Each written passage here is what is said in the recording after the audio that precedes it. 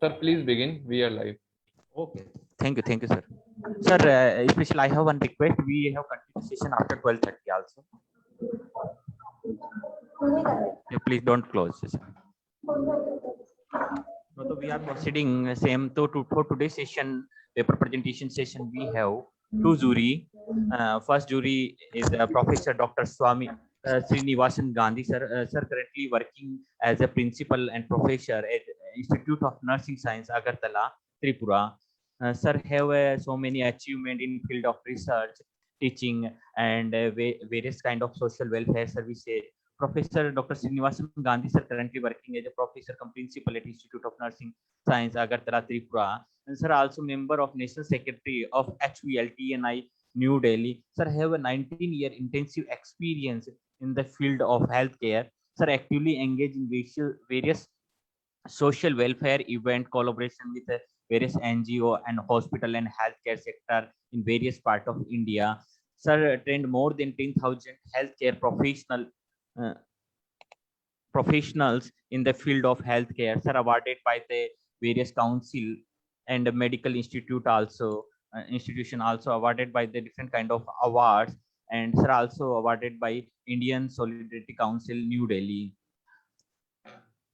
Now we have second jury for today's session, Dr. Rajesh Kumar Sharma. Sir currently working as Associate Professor HOD Critical Care Nursing for Swami Rama Himalayan University, Dehradun, Uttarakhand.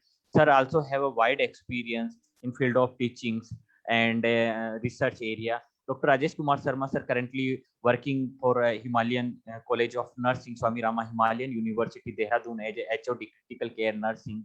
Sir is lifetime member of more than 10 international and national organizations. Or Dr. Rajesh Kumar Sharma sir published more than 30 articles in national and international reputed journal. Sir also served as editorial members for 5 international journals. Or Dr. Rajesh Kumar Sharma sir is a lifetime instructor of BLS and SCLS for American Heart Association. Dr. Rajesh Kumar Sharma sir awarded by the different award in field of teaching and research. Dr. Rajesh Sharma sir also completed 5 intramural project in field of research in nursing area. Now I again welcome our both juries for today's session.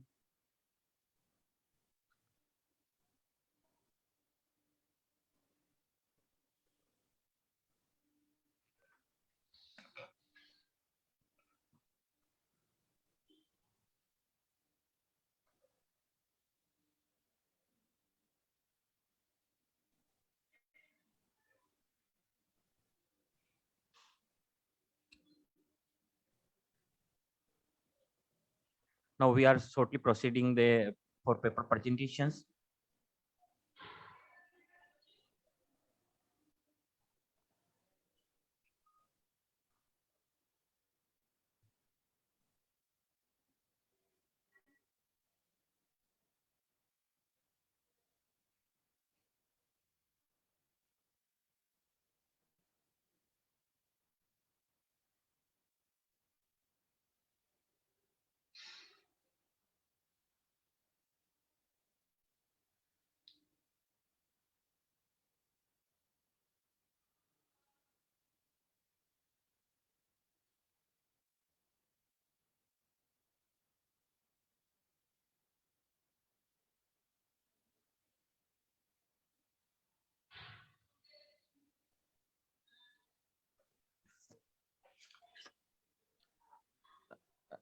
No, I again welcome on behalf of Parul Institute of Nursing, Parul University, Vadodara, for both juries, Dr. Rajesh Kumar Sharma sir and Dr. Srinivasan Gandhi sir.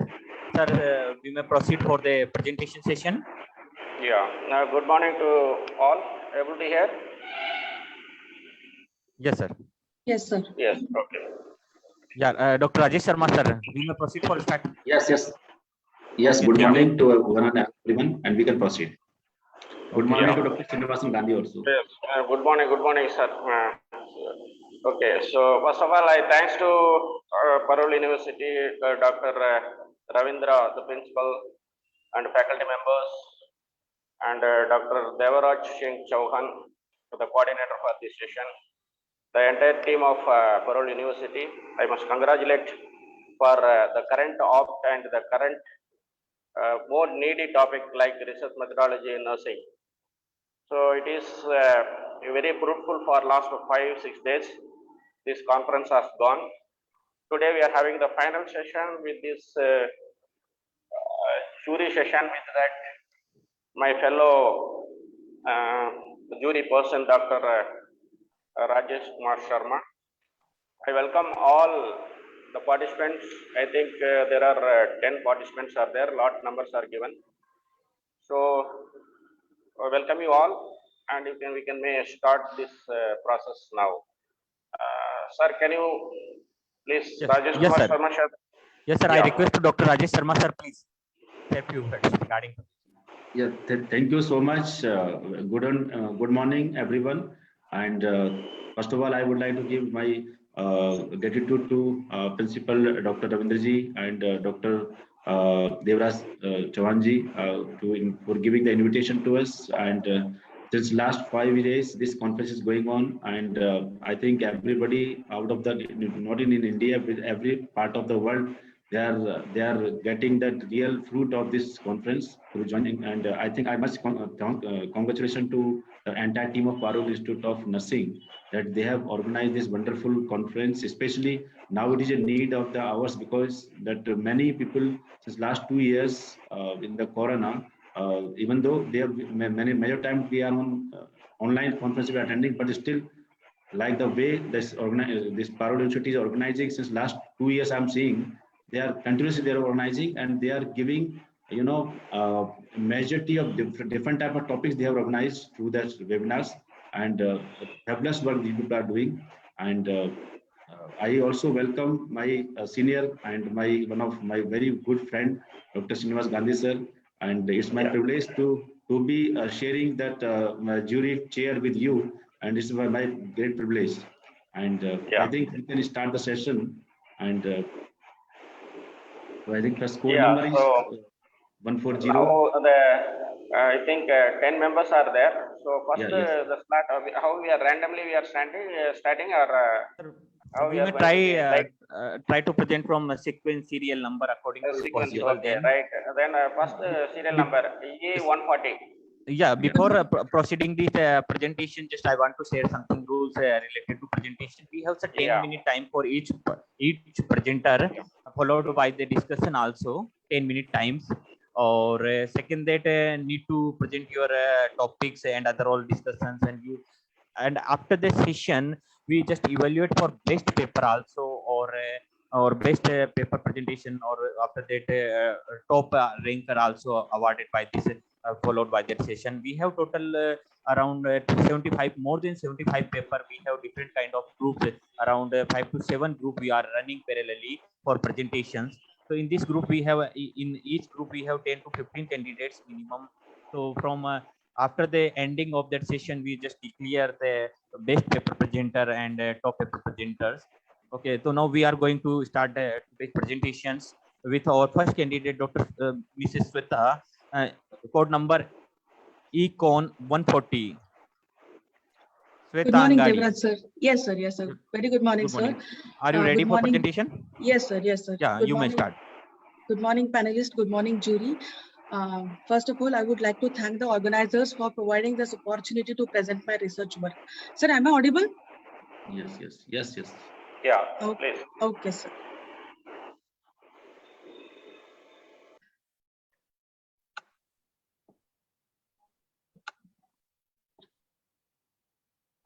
My screen is visible, sir? Yes, visible. Yes, Okay. visible. We can start. Okay, sir. Good morning, sir. I'm going to present one of my research work, which was done in the last year. It's a very small project. Knowledge about management of COVID-19 in pregnancy among the staff nurses. So this was the topic. introduction, the outbreak of coronavirus disease COVID-19 was first reported in Wuhan, China in December 2019. So there have been 35 plus lakhs of confirmed cases and 2,48,000 confirmed deaths globally. So this was according to the update by the World Health Organization on May 4, 2020. So COVID-19 was declared as a public health emergency of international concern on January 30, 2020, and now it is a pandemic. So during this pandemic, millions of mothers all over the world embarked on a journey of parenthood in the world as it was. So they now must prepare to bring a life into the world, as it has become a world where expecting mothers are afraid to go to health centers for fear of getting infected or missing out on emergency care due to sustained health services and the lockdowns. So the coronavirus epidemic increases the risk of perennial anxiety and depression, as well as domestic violence. It is critically important that the support for the woman and the families need to be strengthened as far as possible. And to do this, midwives must be aware of the care that can be given to manage the mother with COVID-19 and care for their families as well. So my problem statement is a cross-sectional study to assess the knowledge about the management of COVID-19 in pregnancy among staff nurses working in maternity wards of selected hospital of Belgavi, Karnataka. So the need for the study includes, so as we all know, the corona outbreak was first found in 2019 at China, which had a significant public health issue. And on January 30, 2020, the World Health Organization declared COVID-19 as a public health emergency of international concern. So astonishingly, during the first week of March, a devastating number of new cases were reported globally, and COVID-19 emerged as a pandemic. As of March 2020, more than 125,000 confirmed cases and across 118 countries, and over 4,600 deaths has been reported. So even though we don't see much of COVID in pregnancy, it is very important for the midwife to understand the care which is required for the COVID-19 mother and the family. So the incidence was not available when the study was done. When we compare to the general population, the mothers are not much affected. But however, whenever the pregnant mother gets a COVID-19, she is with a greater risk of intensive care unit admission and mechanical ventilation. They also have a higher frequency of preeclampsia, cesarean section, and higher rate of preterm birth as complications of COVID-19. So care of critically ill pregnant women with COVID-19 requires knowledge, skills to manage the woman to prevent the complication. So with this requirement, I have taken this study.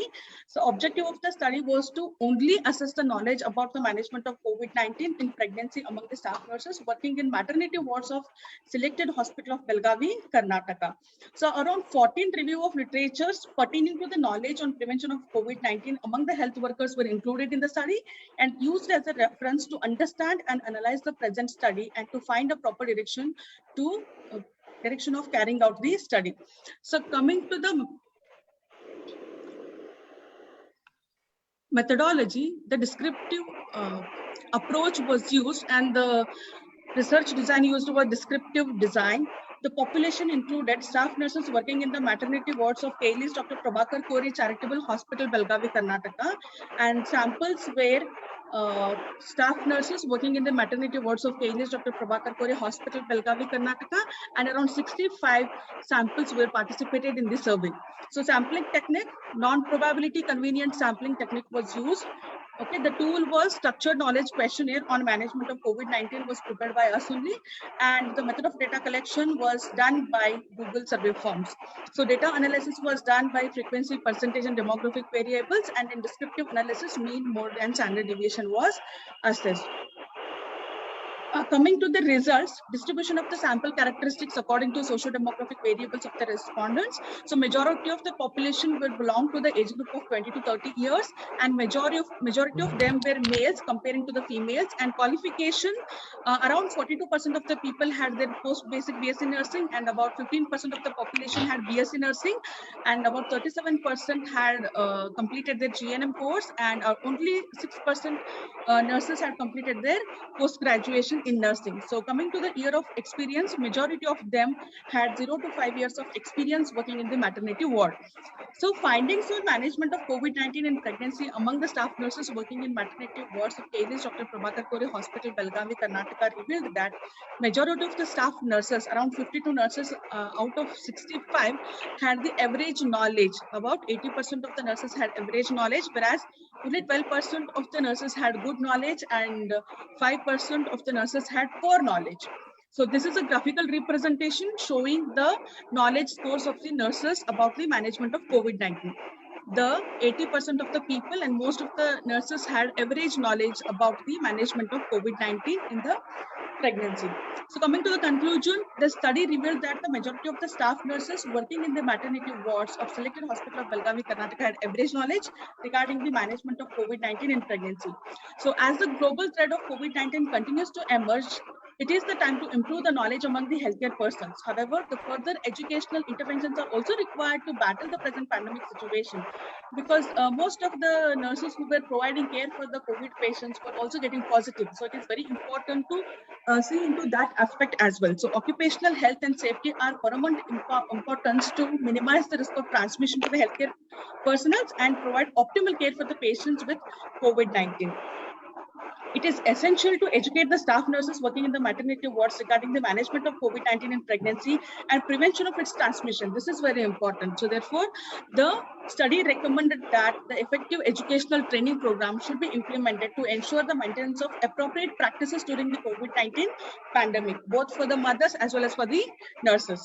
So these are the reference. Thank So you, sir. Econ 140. Yeah, thank you. So your study is a descriptive study, and your sample size is 65, sir. 65. Okay. So actually, where you are conducted Belgavi district, whether you got any authorization permission? Yes, sir. I got permission from the medical director of the Charitable Side Hospital. Through you made that through Google survey you shared, and whether Yes, you sir. Yes, got sir. this also like online, or how you got the permission? No, sir. Online I did it. I did it online. Okay. Actually, we thought of conducting offline, sir, but because of the COVID, it was not possible for us. So later we Yeah, converted that's back into okay. Google That's survey. okay. But regarding your data collection, that how much time it took? Sir, 1.5 months. 1.5 Because months. staffs Okay. were not responding. Even though it was a small process, the staffs were busy. So you said that the qualification starting from that GNM as well as BSc and MSc also. Yes, there is sir. any more impact on that higher education level? Yes, sir. Actually, I did not take that objective in my study because the time duration was very less to complete this project. So I had only objective to assess. So in my further recommendation, I have mentioned that the association must be done, like based on the education, based on the years of experience, whether it is the knowledge is different or not. So that I have not checked, sir. But I no, but okay, right. Study is so simple. Okay, right. Yes, sir. So Rajesh sir, kindly contribute. Yeah, thank you, sir. Thank you, the candidate. I think Thank you you, have sir. done Thank you so much. you have done a wonderful job. Thank you, Even though sir. it is a small one, but it is it will become a larger later. Yes, sir. It could be, as sir was asking, that it could be better if you would have done some association, because Yes, sir. accordingly, Yes, sir. because nowadays we are doing many trainings, especially COVID trainings for the pediatric nurses and regarding the COVID-19 among the children. So Yes, like sir. that, if some association would be, it would have helped the knowledge the other professionals, that how we can, what type of professionals must be given the training. So those Yes, sir. associations could help us actually. But anyway, you have not done it. But anyway, but you can do it, because now also Sir, you actually, can do. You have data. yes, sir. Yes, sir. Actually, I have 65 samples, so I thought of increasing the number of samples by including the pediatric ward nurses also. And after compiling that, I will do the association. Okay. Actually, I did not mention it in the recommendation because the slides were limited, sir. No problem. No problem. No problem. Okay. That's good. Thank That's you. good. Okay. Thank you. Thank you so much. Okay. Thank you, sir.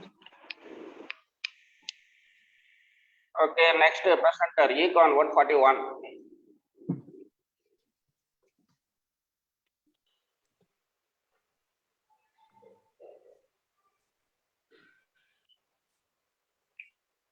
One 141 में present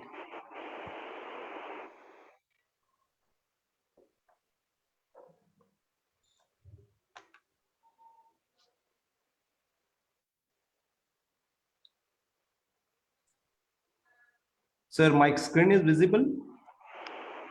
Yes.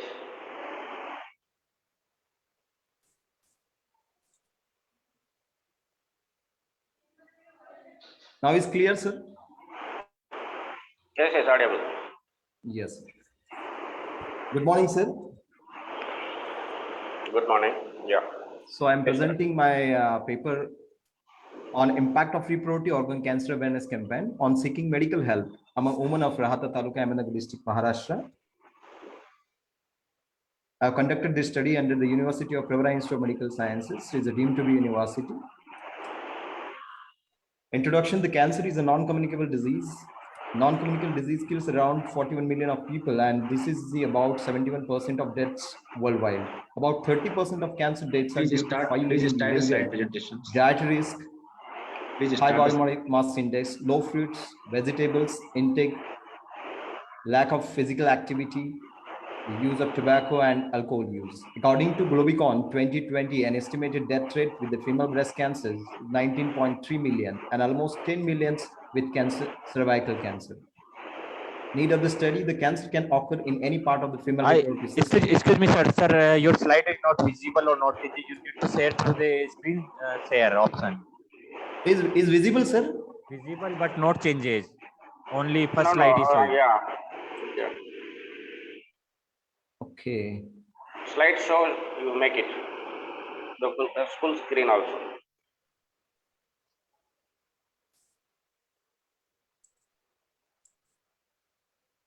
Is clear now, sir? Your screen is very clear, but there is a problem regarding that you are not starting the slideshow. Only that first slide, which is the title slide, we are able to see. Either you press 5 or you go for slide presentation, you can see down even for find.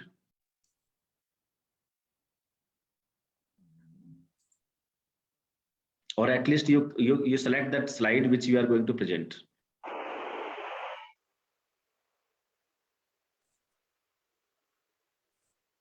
Now, sir, is moving. Moving, not moving. Not moving. So Dr. Devaraj, kindly help him Yes, for, sir. from your side. Sir, you need to just minimize your PPT, then check there one option in below, like the taskbar is share screen.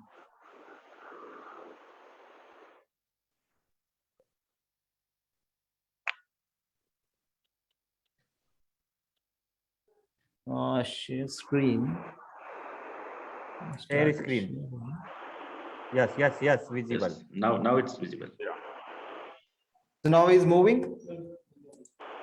Yes, it's now visible. You can start. You can continue. Just.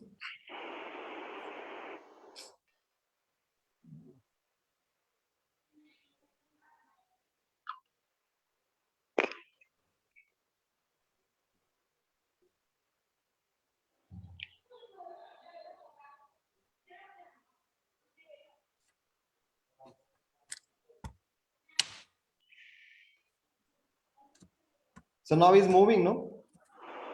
Yes. Yeah, you start. Please, Okay. and you Okay, take sir. it Okay, as sir. a- Need of the yeah. study: the cancer can occur in any part of the female reproductive system, especially the urethra, vagina, cervix, uterus, fallopian tubes, or the ovaries. The almost 10 most of the cancer types account for more than 60% of newly diagnosed cancer cases and more than 70% of cancer deaths. In women, the cancer is the most commonly diagnosed and the leading cause of cancer deaths, followed by the colorectal and the lung cancer. The cancer, cervical cancer, is the third most common cancer among women worldwide. Endometrial cancer is the sixth most common cancer in women worldwide, with an estimated 88387 new cases in 2008. So during my tenure of clinical and the field experience, that the women who fell sick, they ignore their health and hide the problem with them. When the problem becomes deleterious, then they approach to the healthcare facility for their care. But the delay in seeking medical help leads to advancement of the problems. And there is an inadequate awareness on the cancer disease, screening and its management among the people, especially the rural part of women. Currently, there is an existent gap in the awareness of the disease, mainly female reproductive organ cancer, and seeking timely medical help among women. Thus, the present study was undertaken to create awareness and enable them to seek timely medical help, as well as identify the contributing and hindrance factor for seeking medical help. Objectives of my study to assess the existing awareness of reproductive organ cancer among women, to determine the impact of reproductive organ cancer awareness campaign on seeking medical help, to correlate the post-intervention awareness level on reproductive organ cancer with their selected socio-demographic variables, to explore the contributing and hindrance factor for seeking or not seeking medical help among women. These are the hypotheses of my study: the significant difference in the awareness of reproductive organ cancer before and after the implementation of cancer awareness. H01, there is no significant difference in awareness. H2, there is a significant association between awareness level with their selected socio-demographic variable. H02, there is no significant association between awareness level with their selected demographic variable. H3, there is a significant association between seeking medical help with their selected socio-demographic variable. H03, there is no significant association between seeking medical help with their selected socio-demographic variables. These are some of the keywords of my research title. The conceptual framework based on the health belief model. Review of literature. The review of literatures were generated from the journals, books, and e-journals. There were total 74 reviews, which basically focusing on the incidence and the prevalence of reproductive organ cancer, awareness of reproductive organ cancer, impact of reproductive organ cancer awareness campaign on seeking medical help, contributing and hindrance factor for seeking and not seeking medical help. The materials and methods. The research design, the mixed method research approach was used. Embedded experimental design, the cost experimental with pre-test post-test design. The qualitative data collection was embedded with the study of design after the pre-test, after the interventions in the post-test. The study variables, the independent variables, dependent and extraneous variables were the reproductive organ cancer awareness campaign, assessing the reproductive organ cancer and the contributing factors, and the extraneous variables, the socio-demographic profiles. The setting of the study was conducted in the 6 primary health centers of Rahata Taluka, Ahmedabad district, Maharashtra, which comprise of 260,532 populations. This is a map of the Ahmedabad district of Maharashtra, where the Rahata Taluka. The population, the women who are residing at the various villages of Rahata Taluka were selected. The sample, above the 30 years of age, who are residing at the selected villages of Rahata. Sample size, the determined sample size was 382, but the 95% confidence interval. Further, the 5% attrition rate was considered. The final sample size was 400 with OpenEP software version 3. The sampling techniques, the non-probability purposive sampling techniques was used to select the primary health centers, where the inclusion and exclusion criteria, especially the inclusion, the woman who belongs to in between the 30s to 60 years of age, available during data collections, willing to provide written informed consent, were selected. Exclusion, acutely ill and unable to respond to, diagnosed with the cancer and undergoing cancer treatment, and having major psychiatry and neuromuscular disease. This is the instruments which basically focusing on the 6 important sections, where the demographic profile, obstetrics and gynecological informations, risk factors and the causes, signs and symptoms, diagnostics questionnaire on knowledge on reproductive organ cancer, and the in-depth interview was conducted by exploring the contributing and hindrance factor for seeking and not seeking medical help. This is the educative material which was used for the women, especially the books, poster, and the leaflets was developed for the enhancement of their knowledge.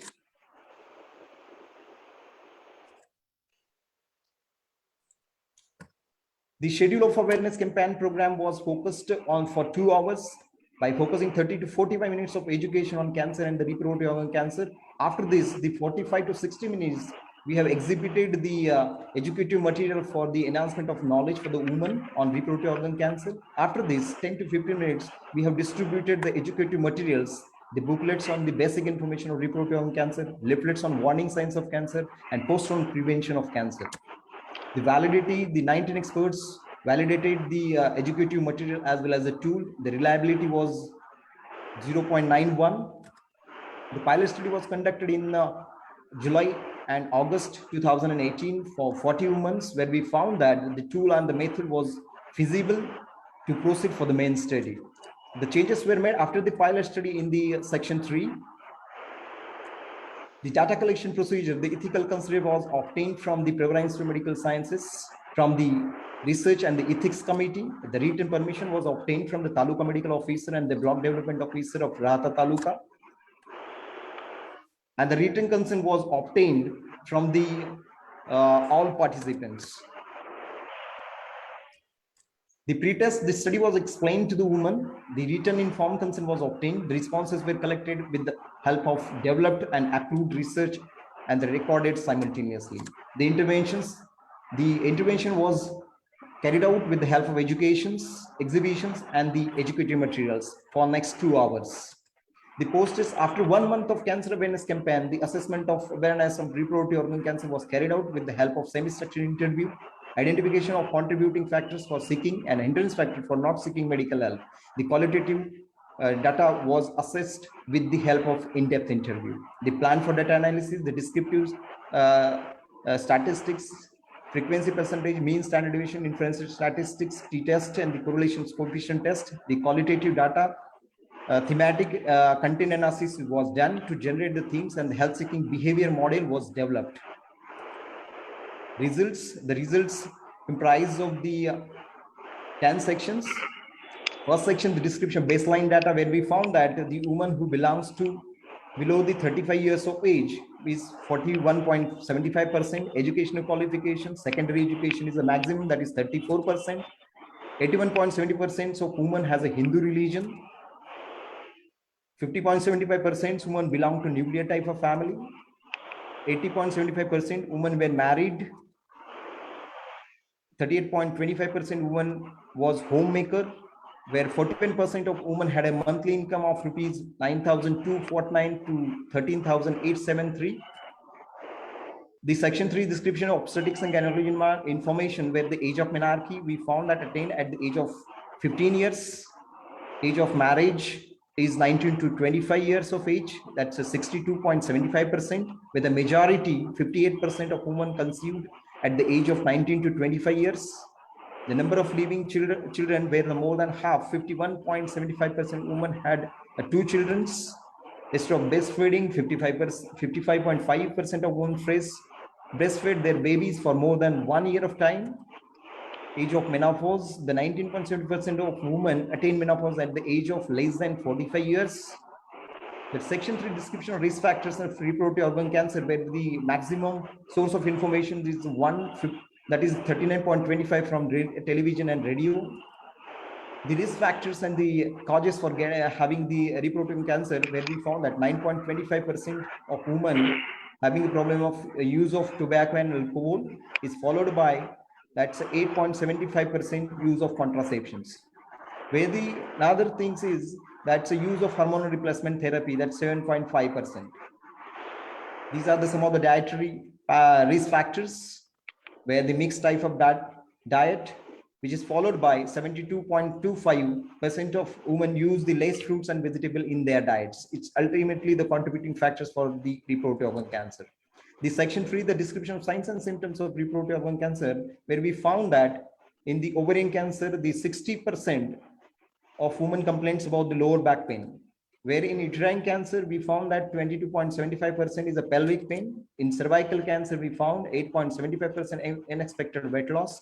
In vaginal cancer, we found that 6.75% itching and burning is less than 10%. In breast cancer, we found that 4.75% of women complaints of lump in the breast or armpit in the signs and symptoms of breast cancer. The section 5 assessment of awareness of reproductive organ cancer, where we found area-wise pretest knowledge on reproductive organ cancer among women, where the woman had a higher level of knowledge with the mean score of 1.96 to 1.89, which is compared to lower level of awareness with the mean score of 1.1 to 1.34 in pretest. Whereas in the post-test, we found that the higher level of knowledge in with the mean score of 4.91 with 1.23 is a lower level of knowledge with the risk factors and the causes with the mean score of 2.8 to 1.37.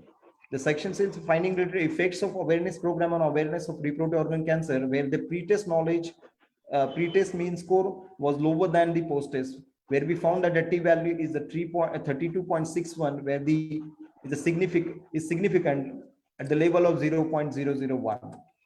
Area-wise comparison of the pre-test and the post-test knowledge on reproductive organ cancer, where we found that the pre-test knowledge is less than the post-test, where the mean difference was 10.12, where we thought that the post-test knowledge were higher than the pre-test knowledge. Section 7, the finding related correlations of interventions of awareness on reproductive organ cancer with their selected demographic variables, where we found that age is having a significant relations as compared to the educations, occupations, and their family incomes.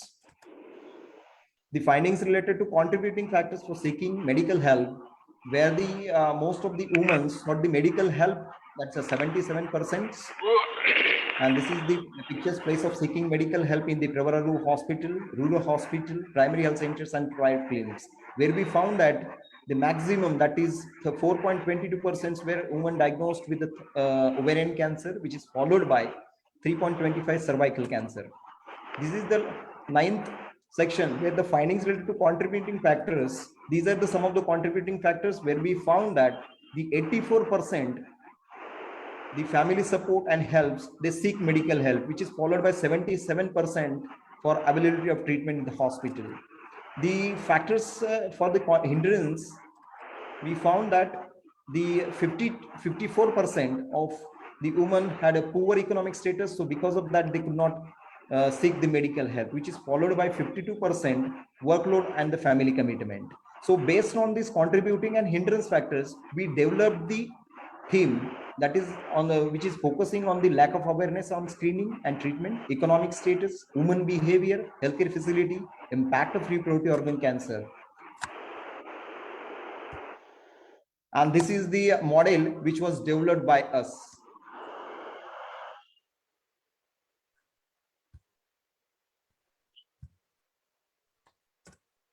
The thematic analysis findings in hindrance on seeking medical help. The testing of hypothesis, where we found that the H01 was rejected, so H1 was accepted as a finding statistic significant at the 0.05 level. There was a H02, there is no significant association between the awareness level, so where the H02 was rejected, where the age in years having a significant associations. There is no significant association between seeking help with their social demographic variables, where the highlights that there is no significant association was found between the contributing factors and demographic variables at 0.05 level. Hence the H03 was accepted and H3 was rejected. So these are the some of the studies which is giving the similarities to my studies. So highlight and go for conclusion. Yes, sir. The area-wise pre-test post-test, effect of awareness campaign on knowledge, is the health-seeking behavior for reproductive organ cancer among women, hindrance factor for not seeking medical help, and these are the studies which are supporting to hypothesis. The recommendations for the future study can be carried out to evaluate the effects of various teaching strategies. A study can be conducted with the larger populations at the different settings. A quality study can be conducted in live experience. A study on effects of e-health facilities on awareness and outcome of reproductive organ cancer can be conducted. For the health authorities, I can recommend it's required to conduct regular camps and screening programs for rural women to make availability of facilities on screening of cancer at their doorsteps with the mobile clinics and screening. Conclusion, I conclude from these findings, the study highlights that the woman had a variety of signs and symptoms in relations to reproductive organ cancer. Major conclusion drawn from the study was awareness campaign helps to improve the knowledge on reproductive organ cancer. The pre-test mean score was is lesser than the post-test mean score. The socioeconomic variables such as the age of women had a significant association with the awareness. So majority of women, 77%, sought medical help for the treatments. So organization of mini and multi-diagnostic camp awareness and the family support influence the healthcare providers, and the psychological and financial support from the family members were the common contributing factors, where the hindrance factor for not seeking medical help were the fear of treatment and its side effects, workload and the family commitment, lack of time and a financial dependency, and the lack of awareness on cancer. So these are some of the references of my study. Yeah, okay. So Econ 141, what is your Thank you, sir. design for your study? ECON 141. Yeah, Econ 141. Okay. Yes, sir. Thank you, So sir. what is your design for your study? Experimental, sir. Embedded. Embedded. Embedded. Okay. Embedded means what is the embedded? Is a pretest post-test, sir. Quasi experimental embedded pretest post-test research design. Okay. So you said that interview as well as the exhibition and followed by what is that? So in-depth interview was conducted with the thematic analysis. The qualitative analysis was done. Okay. So exhibition, what are the things you did? You time frame something you told. Sir, education was given on reproductive organ cancer, where I used the booklets, leaflets, and the posters, which You highlights the said basic something. information of ROC. Ha, sir. You said something regarding what is that health setting where it is the primary health center or? Sir, setting is the primary health centers of Rahata Taluka. These Which 6 is primary health adopted, centers. which is adopted by Paravara institution or it is a government? No, it's a government, sir. Out of which some of the primary health Any centers was social, adopted by any social our impact university. is there? Any social impact is there? Particular region it is the getting that cervical cancer like that. Any data are there? Sir, the primary health centers of Dorale, where I found that the women are really lacking in their knowledge, Your study even though they sample are was not aware about 400, no? the cancer disease. Your study sample was 400. 400, sir. Okay, right. Okay, sir. Dr. Rajesh ji. Yes, sir. So, sir, I don't have much question because already you have cleared my questions. Okay.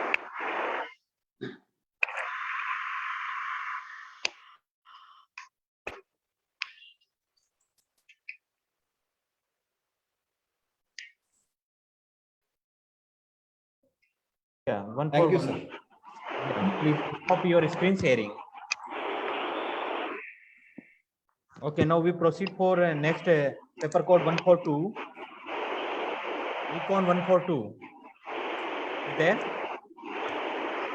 So before I want to give some instruction, stick on time because it is Yes, sir. more than 10 minutes they are presenting.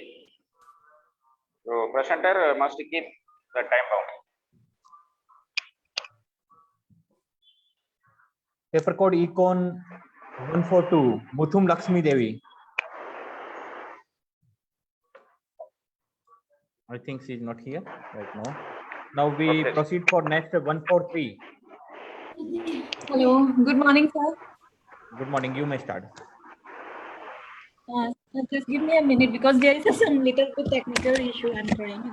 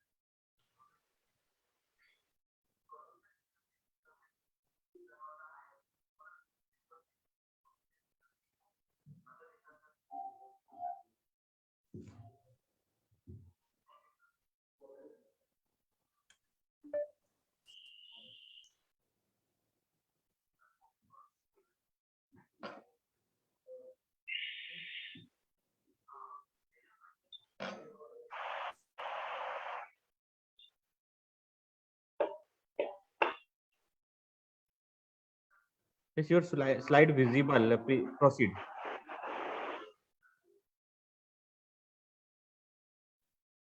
Okay. Sir, shall I start? Yeah, please start. Okay. Internet connection is unstable.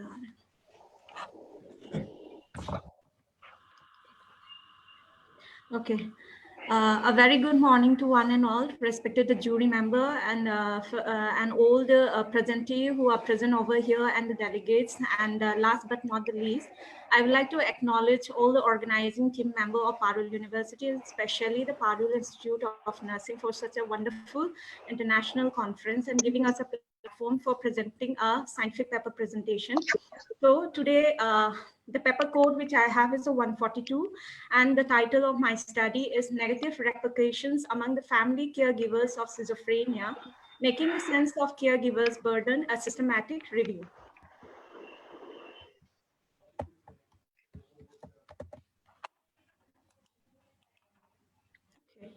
So moving towards to the introductions of this review, we all know that schizophrenia is a chronic psychosis in which patient loses contact with the reality, and it is a devastating illness often resulting in a loss of social functioning which affected the individual. According to the World Health Organization, approximately 24 million people between 15 to 20 years of age experience schizophrenia, and overall 450 million people worldwide are fighting with a mental illness. As in contrast to the ways families have always been a partner in the care of the patients with the schizophrenia in India, as comparatively from the finding of the review, the family remains the major source of the care for the patients with the schizophrenia. Under these circumstances, the coping resources of the family member may be severely challenged. Hence, it is unsurprising that the illness usually results in negative outcomes in terms of the personal distress and burdens for many caregivers. Next, moving to the need of this review or the study that we can see of this, caregiving to the mentally ill member of the family impacts the family members in general and the primary caregivers in particular. Caregiving to such patients are often affect the caregivers physically and So the laptop, psychologically. the bottle, pura application. Any issue? No, there is no issue. No, you start, please. And consequently, there is a considerable adverse impact on the families caring for the chronically ill patients with the schizophrenia. Studies on the caregiver burden shows that there is a high prevalence of highest among all the functional illnesses in the psychiatric disorder. Major areas of the burdens which include like effects on the family, financial burdens, and the problem behavior of the client. So considering the various effects and finding, the present study was aimed to systematically review the studies investigating the effect on the family caregivers burden living with the schizophrenia patients. So next, coming to the main objective of this review is it tries to find out systematically review in order to provide an overview of the negative impacts on the family caregivers burdens living with the schizophrenia patients. So here the methodology here in the systematic review, we all know that like the first is the electronic search strategy that we should clear it out in our main objective from which sources, from which authenticated data we are going to pick out. That is mainly I have used the PubMed, Google Scholar, EBSCOhost, Medline, and Cochrane Library. Next is the search strategy here. We all know that in the PubMed or whenever we try to find out the keyword, the main thing is the match word that normally we call as the medical subject heading, where search using the Boolean operators or an that is in the terms of like schizophrenia or mental illness, and in the primary caregivers or the family caregivers or carrier, and in the impacts like either we can use or effect or psychological problem or the burdens in that term. Next, in the eligibility criteria of the systematic review, I have included like study mainly focusing on the caregivers' burdens, primary caregivers actually involved in the care of the patients, living with the patient for at least more than 6 months, published articles in the English accent and published between 2010 and 2021. And next is the exclusion criteria. Normally, I have excluded like the editorial comments and notes, and the non-English published articles were excluded in this. So continuations of this, we will let know what are the types of the study which I have included in this systematic review. That is the quantitative studies, cross-sectional, descriptive, correlational, case control study, and the comparative, and mainly the retrospective study was included in this finding. And the participants were mainly the primary caretakers who are living with the schizophrenia patients, mainly the parents, spouses, sibling, or the close relatives. And the setting mainly, which I have included in my inclusion criteria, that is the inpatients and the outpatients department of the psychiatric hospitals. So here, this is a main protocol that we used to follow in the systematic review. That is a PRISMA flow chart, where we are going to find out how the identifications of all this data was collected, screening, eligibility, and included criteria. Here in the identifications of the data here, records identified to the data searching was total of 862, and in that additional records which was identified through the other sources was 0. And next is number of the records screened after duplication is n equal to 435. In that again, which I have excluded out of that 862, 427 because of the exceed in the limitations of the publications of the year.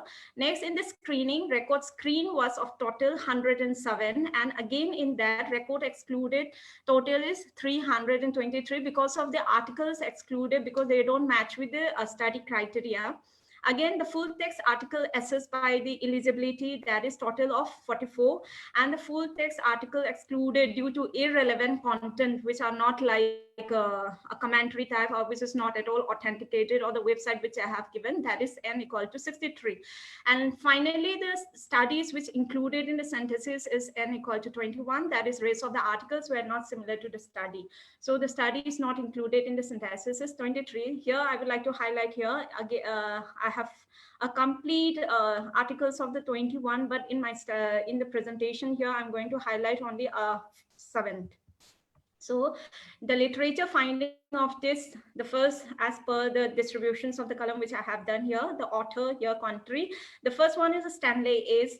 Please highlight and go for the main, methodology and result. Okay.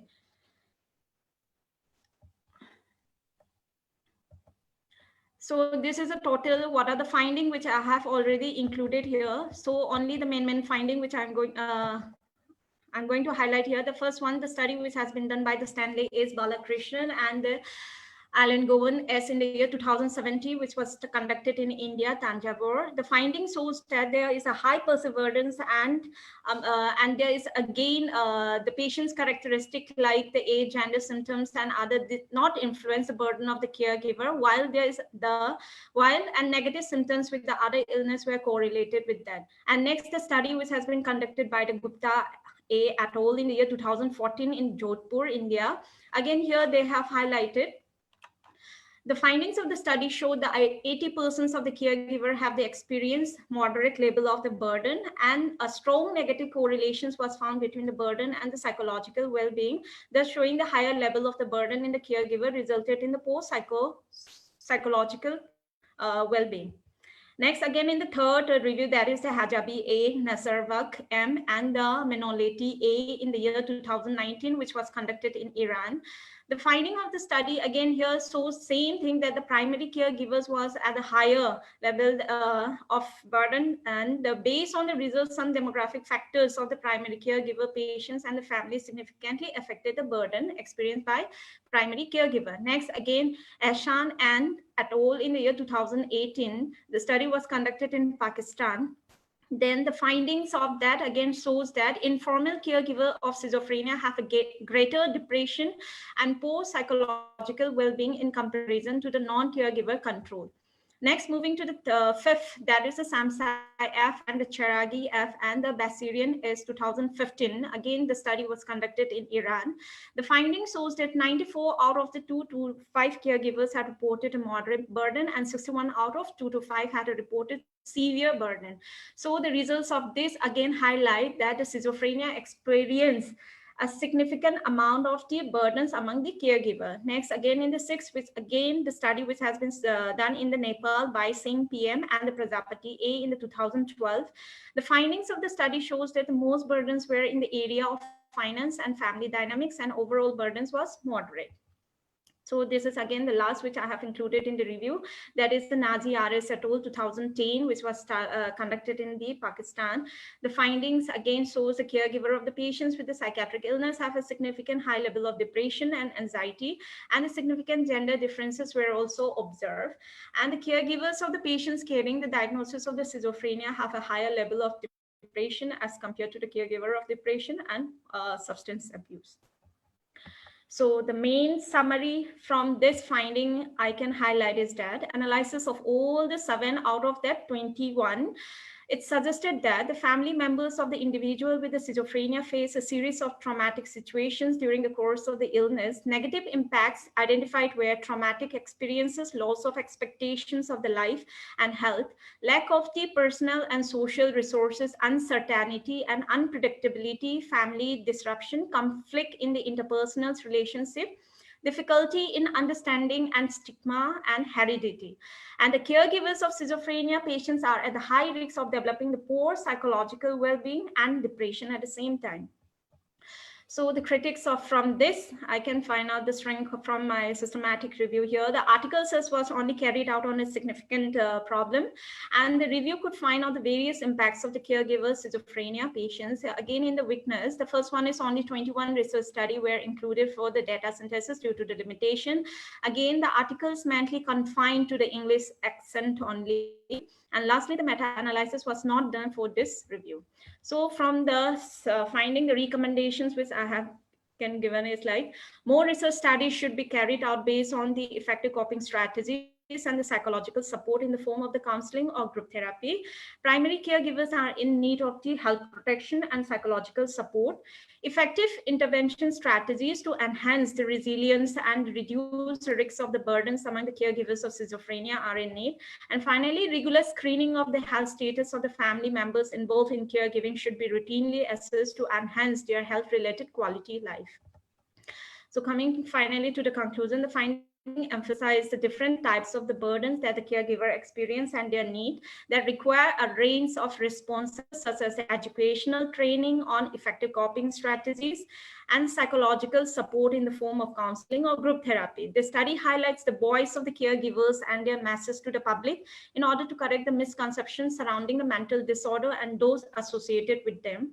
It does become the essentials to plan the interventions that would reduce the burdens of care, thus improve their psychological well-being and quality of life. Therefore, strategies and coping plans should also be designed for the caregivers to help them release their mental tensions. So these are my references. Thank you.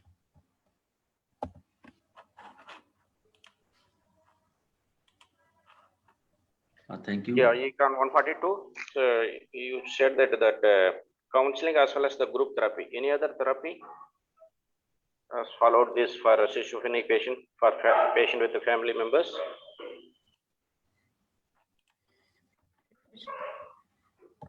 So this one? Yeah. So okay. Only sir, you said about the counseling as well as the group therapy. So normally, like, hello.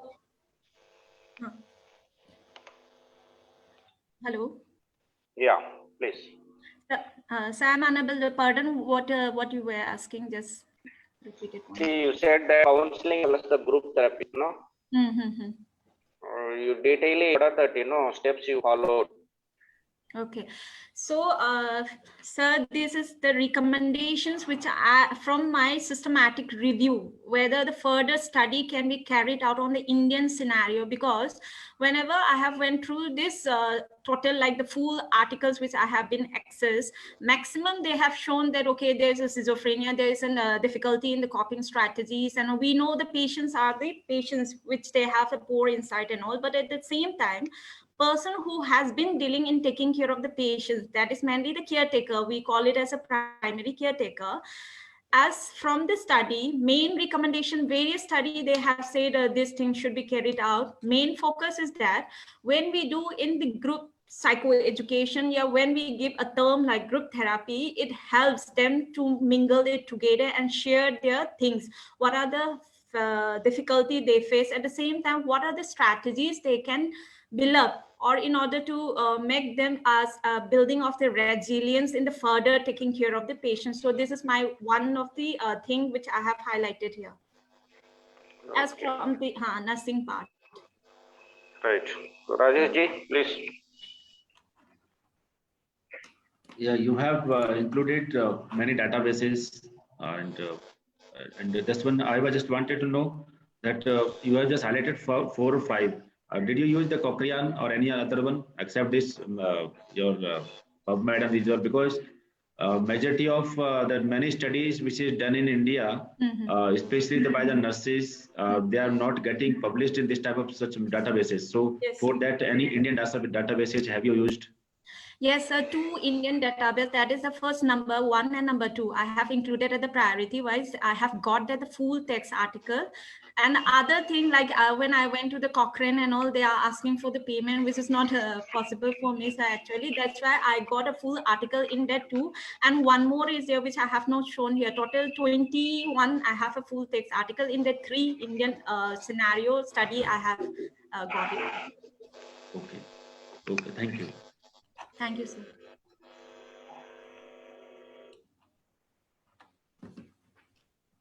Yeah, Muthum Lakshmi, please stop your Yeah. screen sharing. Okay, sir. Okay. So next 143 econ.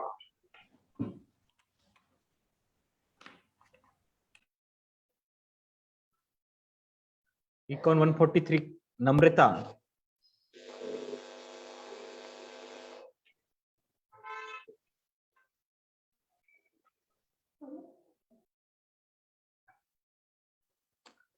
Namrata is there?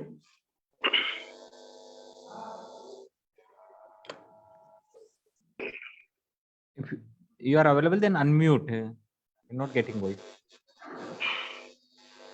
Namrata C.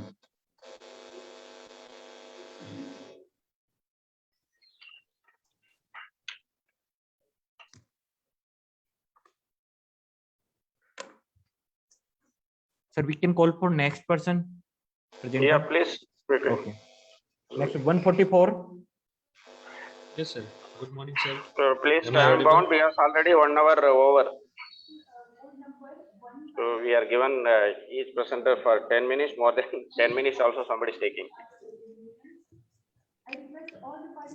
Yeah, I request to presenter ki kindly follow the guideline of paper presentation.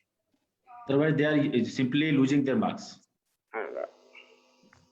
Hello. Good morning, sir. Am I audible? Yes. Yes.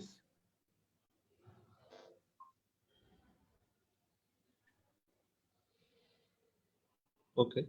My screen is visible, sir. Yes, yes. Okay. Go for slide, please. Good morning to all respected dignitaries. My number is 144. I am assistant professor of Parul University, and my title is the assess the effect of Jacobson progressive muscle relaxation technique on the level of stress among the patient admitted in the cancer hospital. Then after the introduction of my study, I hope there will be a day where cancer is just a zodiac sign. It's a quote's main meaning is that it's now the in people cancer means is a very dangerous condition, and when somebody has cancer, they affect the whole particular person emotional comprehensive health and all that things. So it's in that condition patient or whole family go under the stressless condition, and in this kind of condition the progressive muscles relaxation technique is very helpful. Then after my problem statement is the study to assess the effect of Jacobson progressive muscles relaxation technique on the level of stress among the admitted in a cancer hospital. Then after need of the study, in a 32,207 cancer cases were registered in from 96 hospital during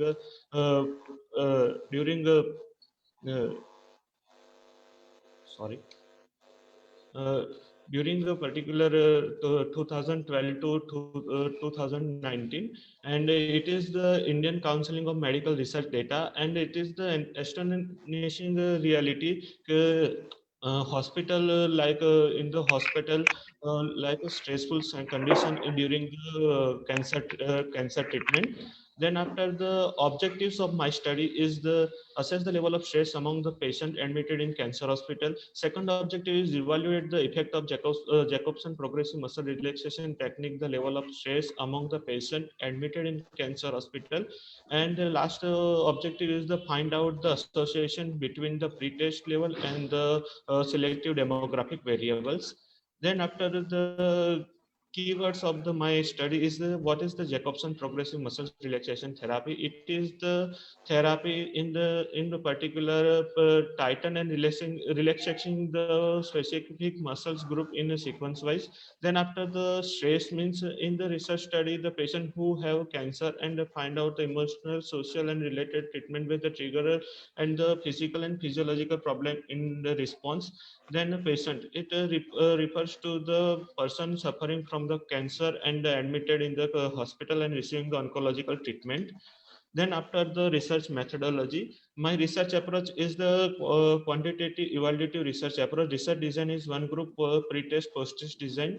A variable under the studies dependent variable is the level of stress, and independent variable is Jacobson progressive muscle relaxation therapy. Research setting is the cancer hospital, mainly the Muni Seva Ashram Cancer Hospital, Goraj. Then after the inclusive criteria is the who suffering from the cancer and admitted in the hospital and taking the oncological treatment, and those who are age above the 18 years and those who are willingly able to perform the relaxation therapy. Then exclusion criteria is those who below the 18-year and taking the antipsychotic drug and any other relaxation therapy. Then after post major surgery patient, mainly stage 3 cancer patient, and those who are not able to stretching and relaxing the muscles. So that all are the exclusive criteria. Then after sample is the patient admitted in the cancer hospital, mainly sample size is 35 only, and sampling technique is the non-probability convenience sampling techniques. Then after method of the data collection is the Likert scale questionnaire, mainly QCR10 scale and the demographic variable. Tool use the demographic profile, and the second part is the standardized tool is the potential stress situation scale, mainly QSER10 scale. And then after the result of the my study, mainly the major research finding in the demographic variable is 91% has not previous knowledge about relaxation JPMR, Jacobson progressive muscle relaxation therapy. 54.30% age between 31 to majority is age between 31 to 40 years. Then after the 51.40% has the gender is male, and the 40% occupation is the private or government sector. Then after the second objective of my first objective, identify the level of stress. First of all, during the pre-test, the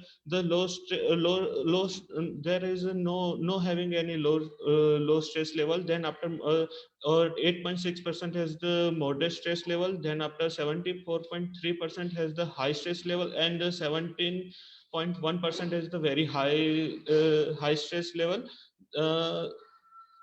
Then after the post giving the progressive muscle relaxation therapy, taking the post test result is the 26% has the low stress level, moderate stress level is the only 3, and the high stress level has the 6, but no has the very high stress level. Then after the difference between the pre-test and post-test is the mainly 14.57, because the mean level is the pre-test is 32.31 and post-test mean is the 17.74, and the t value is the 11 per t test value is the 11.83, and the degree of freedom is 34, and it is the highly the significant to the p value. Then after the summary of the my whole research is the present study found the pretest majority high stress level in 2674.4, and after the providing the therapy that come into the low stress level, and the progressive muscles relaxation therapy is highly significant in the stress level, and after the association is the only just occupation in the pre-stress level. Conclusion, all over the conclusion of this study is the study was concluded that the Jacobson progressive muscles relaxation technique can help the patient cope the stress level in the hospital setting. Then after this is the supporting review, mainly the study was conducted in the Spanish hospital, and conclusion is the practice of the abbreviated Jacobson relaxation therapy helped to decrease the consumption of the psychotropic and analgesic drugs. Then second is in the Bhubaneswar, Odisha. Main conclusion of this study is progressive muscles relaxation therapy can help be to an alternative tool to reduce the anxiety level among the cancer patient. That all are the references. So thank you, sir. So any other significant with the types of pressure and the Jacobson's relaxation technique? No, sir. Only for just occupation. Only the significant significant demographic variable. In that any peak in that occupation also? Sorry, sir. Occupation also any specific significant is there? Yes, sir. Just occupation is only just significant. Okay. You have done this technique, or somebody else done this technique for the patients? Right. I done this technique, sir. Okay, so I think for this technique, sometimes we need, some people have need to get some training. So have you gone? Yes, sir. I take the yes, sir. I take the training, Jacobson progressive muscle relaxation training. I have the certificate. Then after I will provide these techniques. That's good. That's good. Okay, thank you. Yes, sir. Thank you, sir.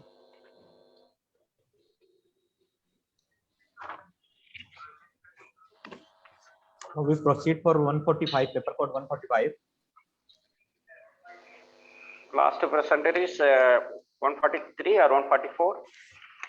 Yes, sir. Last project 144. 144, okay. 143 is right now absent and not present here. Okay. Now we proceed for Econ 145, Jyoti M. Chaudhary. Sir, Yeah, are you ready? yes, sir. Just 2 minutes. Okay, you may proceed.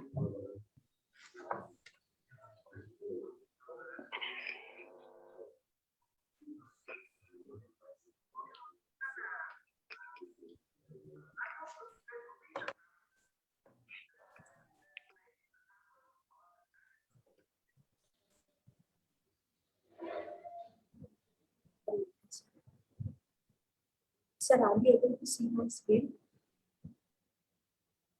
Hello? Yes, visible. Yes. Are you able to hear me, sir? Yes, yes. Yeah. Very good morning to one and all. This is my, this is the part of the PhD study, that is the effect of extended nursing care model on the quality of life of patients after coronary artery bypass surgery. So as all of us know that ischemic heart disease, diabetes is all on rise because of changes in the lifestyle. There is a lot of improvement in the technology and techniques have also happened. There is a medical tourism, and there are various health schemes are also available, which have increased the number the patients who are undergoing CABG. And CABG, undergoing CABG, as we all of us know, there are various outcomes are there as per international principle even for health outcome. Survival outcome is there, like death or survival, longitudinal outcomes for the patient if the disease progression will stop, no dialysis will be required. Then there are outcomes related to complications which usually surgeon and the hospitals, like there is no stroke, there is no shoulder dysfunction and all. Then, but what about the patient? Patient cannot be saying that only my survival. They want early to the normal life, absence of the discomfort and the quality of life. especially when the disease is occurring, especially in the lower age group of the people. So Can you put your your presentation on the slide presentation? This is on slide. No, we are not able to see. We are able to see the screen, but sliding is not there. So just You need to use screen share option. share screen. Okay, I have shared the Then screen. click below taskbar, check the screen share. Then you need to. So Yes. now we are able to see. Yes. Vijay. So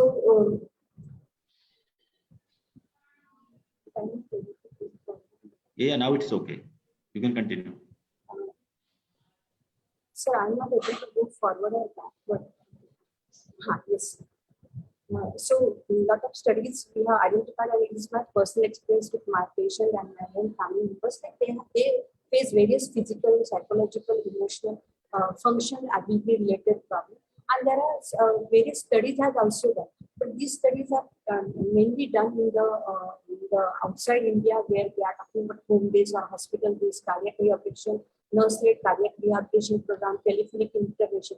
So this may be possible in the outside countries, but whether it is possible in India and whether we can have a combination of this, that was my good invitation was there. So the title of my study is Effect of Nursing Care by Using Extended Nursing Care Model on the Quality of Life of patients after the CVT. Now for this article, I have just chosen two objectives, that is to assess the quality of life score of the CVT patient prior to surgery and the day of discharge at 6 weeks and under 3 months, and to compare the difference in the quality of life score before and after CVT in both study group and control group. So this is my conceptual framework. This is based on Pertika's mid-range theory of comfort. So she says that there are certain needs which is because of the CFG, then patient-specific needs are also there. And when both the needs are taken care while doing the nursing intervention, the comfort will be enhanced. And once the comfort is enhanced under various domains like physical, psychosocial, and environmental factors, then the health seeking behavior will be there with the patient, and then he will adhere to the various discharge instructions which is given. He will adhere in the weaning of the from the dependency phase to the independency phase, and his normalcy will be the quality of life will be there, his problems will be lessened. And when all these things happens, he is with the hospital related protocols, procedures, so there is an integrity, and this will help us to decide whether this is the best practice or not, and whether we have to continue with this. So here in MASP, quality of life refers to ease in performing the activities of life, absence of any complications of the surgery, on 5 dimension and 5 levels of quality of life scale developed by the Neuro Research Foundation. I will tell you what are those domains are there, and 3 dominant 7 levels of heart disease related question which is developed by NACI. So I have tested, I have taken both the tools over here to see the quality of life, whether it is generic, whether it is heart disease specific also. And it is not only limited with these instruments only, but also the patients, the problems faced by the patient, which is indirectly affecting the quality of life. So extended nursing care model is a systematic, customized and activities conducted by a nurse to identify and address the needs and the problems of the patient and the caregiver. It is provided by a nurse in their unique home settings and doing the follow-up visits at the OPD to improve the quality of life and early recovery. So basically my research approach is quantitative and qualitative mixed method is there, but for this article I have specifically taken quantitative. Quasi-experimental interrupted time series design comparison group was is my study design. Population as CABG patients are there, and they were, I had taken the population CABG patients who are residing within 10 to 20 kilometers of city, so that I can carry out the home visits over there. Sampling between non-probability purpose sampling, and sample size, calculated sample size was 122 based on my pilot study figure, and also based on my the precision level which I have calculated based on the how many number of cases of say which is happening and what is my duration of the study for data collection. So inclusion criteria, those of course those who are staying within 10 to kilometer radius, age up to 75 years, and those who are undergone CBG through therapy, or off pump or on pump, or exclusion criteria: CBG patients who are discharged after 7 days of safety, thinking that if they are not discharging on the 7th day, they must have developed some or other complication during the post-op, injured post-op. So I have excluded them. So here is the representation of the sample study. So based on the has collected on quality of life on before surgery and on the day of discharge, only the Euro quality of life scale is there. So in that description is also there, and VAS scale is there also there. Visual analog scale is also there. So I have taken VAS scale on the day of discharge, and on other day, time I have taken all the descriptive as well as VAS scale also. Similarly, NACMO heart disease questionnaire was there, that was also taken on Q1, Q3, and Q4. And X is the interventions for the study here, which I have taken. So this is just this presentation, identifying the problem, development of extended nursing care model. As I said, it was a mixed method. Patients admitted to see which meet the inclusion criteria and consented were enrolled for the study. Their baseline data was taken. After the baseline data collection was done on the day of discharge, where only the VAS scale was taken. After that, patients were distributed in the control group and the study group based on the exclusion criteria. So there are 70 samples and in the study group and the 70 samples in the control group. Information were given only to the study group from the day of discharge till the clinics. In that convention method from the extended nursing care to extended method. In the convention, what is there? So what in the convention method, there is a follow-up. Discharge instructions will be given by the doctors, by the nurses, by the pharmacists, by the physiotherapists, and by the dietitian. And after that follow-up visits, there are timely follow-up visits are there scheduled at 15 days and for the removal of the stitches, and after that 1 month and then 3 weeks. Now, so that was the convention, and along with that, extended nursing care is also. We'll discuss about that.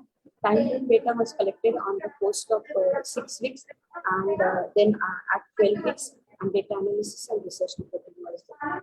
So on the day of discharge, that is first interaction with them. On day 3rd of the discharge was the second interaction. Third interaction was done on the post of day 15. Then fourth one was post of 6 weeks, and then 12 weeks. So aim of this extended nursing care model is to improve the quality of life and satisfaction of early normalcy and to support during the safe situation. So with this objective, like we have to help you them to preparing the patient to overcome the challenges. Whatever the early identification of the issue and respond to facilitate safe education to develop from the dependency phase to independence to facilitate care provider in adapting to the new role in meaning of the safe education from dependency phase to independent one. Then to assess and analyze the recovery process and provide reassuring balance to the patient and the care. So these are the thrust areas like medication management. Please stop this disturbance. Devrajji, please see that this disturbances must be. Exercise activities are delivering diet, stop smoking in practice, sleep management, then management of diabetes mellitus, which was there commonly noted. Psychosocial treatment, sexual activity, regaining. Excuse me, ma'am. I request to other participant, please mute themselves. Other participant, please mute. Follow-up care, how frequently they have to do the follow-up, what are the danger signs when they have to come for the immediate visit, and what are the interventions. So basically the nursing intervention, these were the first and the nursing interventions were encouragement, reassurance, emotional support, reinforcement, environmental modification, and support. In my model, I had discussed all these interventions in detail. This model has three components, that is need and problem identification methods, and then a reference material for providing customized nursing intervention. In the reference material, we are having I have made the instruction guideline for CHG recovery based on the review of literature and based on the guidelines which is given by the Heart Society. The nursing action plan, steps of selected nursing interventions are there, which I have said I I have written down in detail what is encouraging, what is emotional support, etc. Then individually discharge summary will be also a part of this reference material, which will be then individualized here. Then record sheets were made to assess the normalcy of life record, case discussion sheet, telephone inquiry sheet. If any patient has done any telephone inquiry, the record was also fit for what they have. Then record sheet for follow-up. Now this record sheet has helped us to maintain the continuity of care and to see that whether there is any discrepancy in the compliance of the patient. So these were the variables which we'll be discussing. So patients were planned and admitted for CVG approximately 1 year's data. If it was 338, selected patient based on the inclusion criteria of 150. After exclusion criteria, 150 patients with lottery methods, odds and even method, BP method. 70 patients were distributed in the control group and the study group. Out of that, under control groups, 1 died, 5 was inaccessible, so total 63 remain later, and 69 remain in the study group. So the data analysis was done for 63 in the control group and 69 in the study. The tool what I have used was standardized tool. It was available, especially IQ-FID was available in Hindi version also. Mapping hard disease quality of life questionnaire was not available in Hindi, so I had to translate. Sorry, it was not available in Marathi, so it was translated. By the language expert, and then I have used that same. Whereas IQ-FID was available in English, Hindi, and Marathi also. Ethical, the study was approved by the ethical review committee. The permission was granted from Neuro Research Foundation and Mapping Organization for standardized tool. Consent was taken, and the permission was taken from the hospital. So this is the result. This is how I distributed my result. So based on the age-wise, if you see, male were more. Age group wise, you have to, because of timeline, you have to be take care of the methodology as well as the result. Okay, no need to read all things, please. Yeah. So in the risk factor, this is arranged in the descending order. Then these are the samples. Type of cat, TVD is the most common. Typical vessel disease, the most common. In the conduct, Syphilis graft and the internal memory artery was the most common use. Outcome certificates was more common. Graphs, number of graphs, 3 to 4 graphs were more common. So this is the description of the quality of life. So here, the participants, those who have reported the problem. So in the mobility, you can see before surgery there was more than at the 3 months it was good. So in the study I continued over a period of time, you will find in the mobility, self-care, visual care, activities, pain, discomfort, anxiety, the problems were reduced. Now this is the meaning of the VAS code which is shown. And if you see the statistically, there is a significant difference in the control group and the study group. When we are setting the between the two groups, which was the better one, so you can see here the day of discharge, there was a significant difference was there, and on the 6th week, there was a significant difference was there, and it was differences higher to the study group. So the intervention is more effective in the study group. This is about mapping hard disease. So there are 3 domains: emotional, physical, and social, and you can see that there is a over a period of time there is an increase in this score. But statistically, physical domain in the control group was not significant difference was there, and in the study group all 3 domains were showing the significant difference at T0 to T1 level and T0 to T2 level. So now if we compare between the two groups, which group was better, so in that you can see at the 6 weeks there is a statistical significant differences there, and the 12 weeks it is more there in the study group. So the hypothesis there is no difference in the quality of life score was rejected as the control study group has shown the highest significance. Then second one, quality of life score of the CABG patient is higher than those in the control group, which is accepted. This is one of the slides which is showing about the problems when we are discussed about the EQ file thing. In the description. There are some of them has have been the problems. So wound related problems were the commonest one. Then loss of appetite, sleeplessness, constipation, weakness, and some of them have experienced bleeding. So this problem has experienced in this study was lesser compared to the. So this study has also seen with the compare the similarity and differences with the other study. So we have found some similarities with the international studies and that of Harvard. Then some of the studies like the Polar-Z.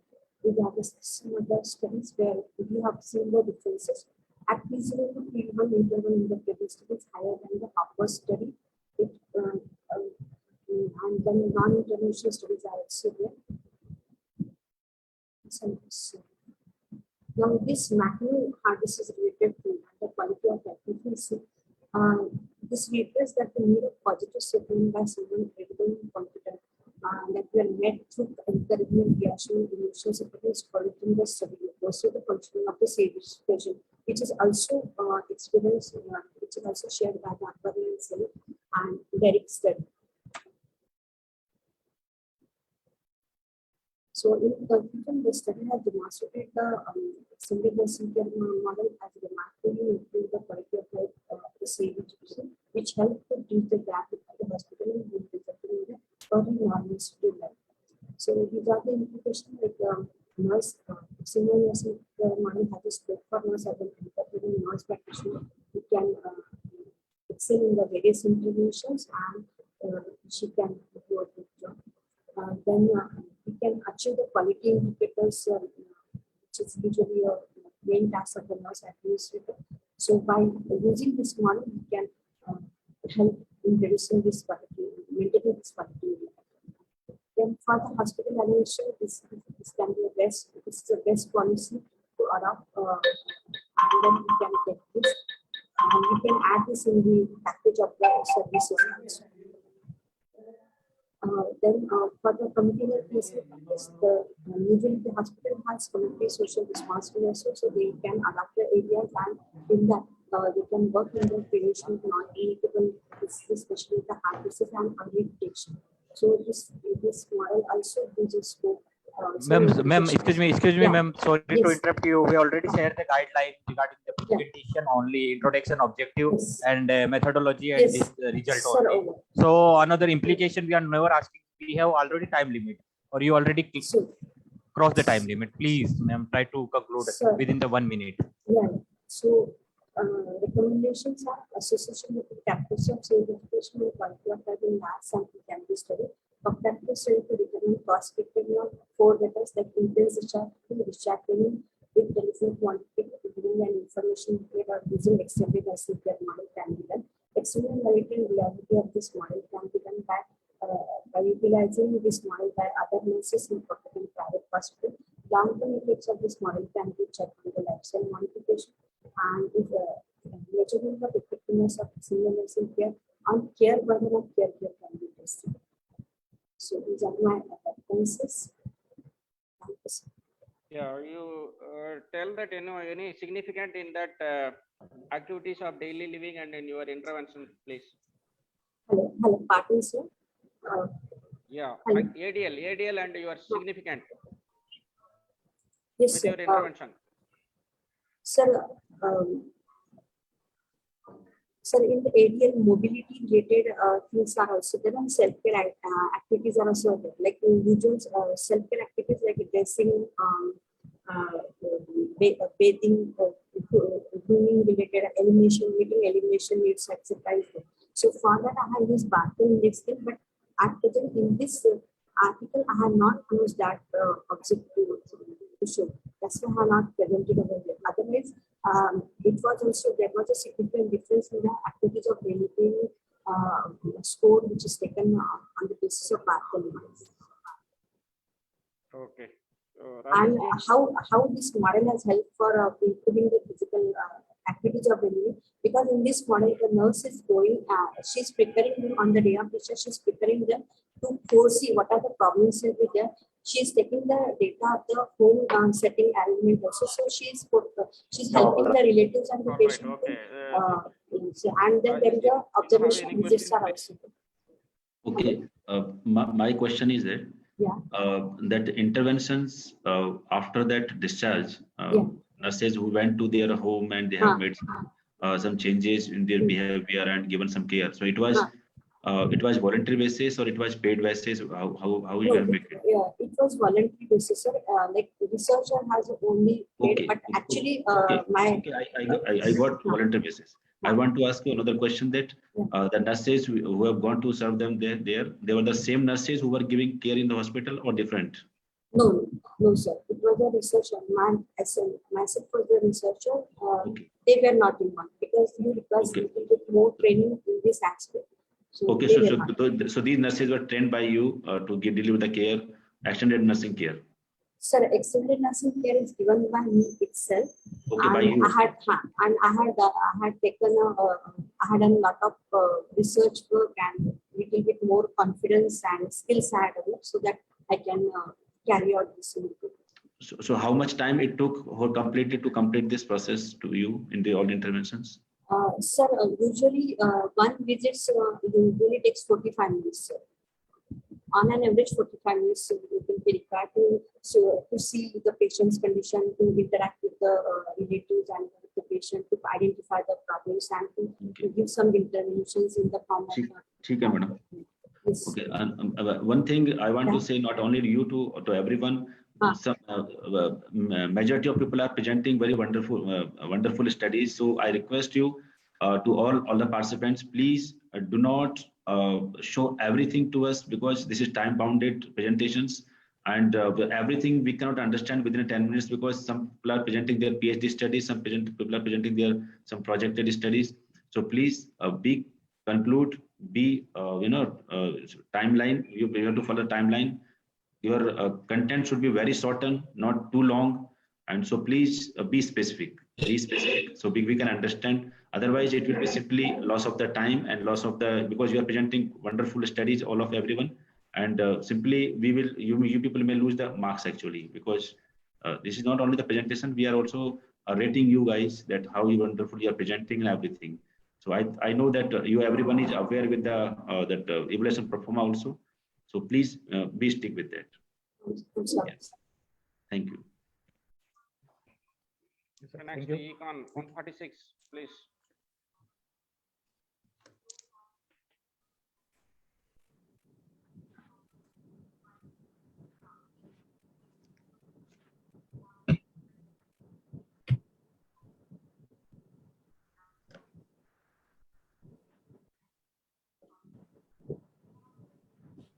Okay चांगलं आहे, काय अडचण नाही. बघू आपण त्याच्यात काय suggestions आपल्याला येतात त्याच्यानुसार आपण modify करू. Final Econ 146, please start.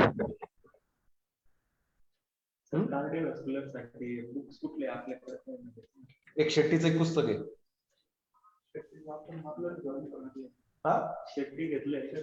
बस तेवढं एकच पुस्तक छान आहे. बिंदास त्याचा रेफर करा. Econ 146, please start. Yes, sir. Good morning, sir. Yeah, start. काय नाही ना, लय काम आले तरी माझ्या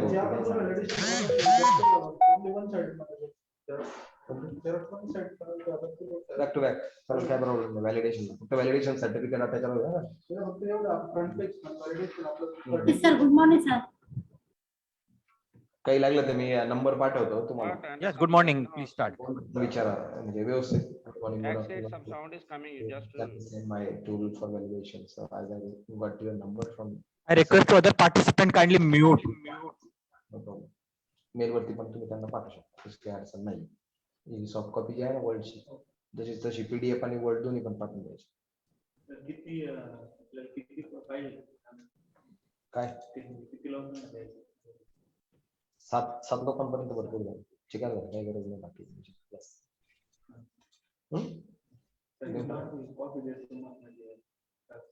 please some backside, some discussion is going on. Sir, my PPT is visible. आज अपडेट was. Yeah, visible. लई काम आलं रे अपडेट पण एवढं काम. Dr. Rajendra D. Lam Khade. Either please put him outside or put him mute. Excuse me, sir. Yeah. Thank you.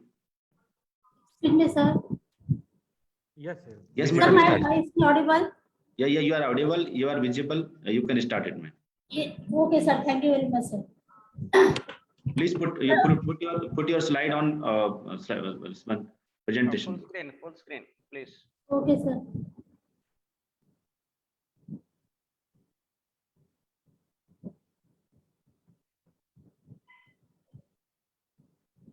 Sir, A5, sir, I don't know.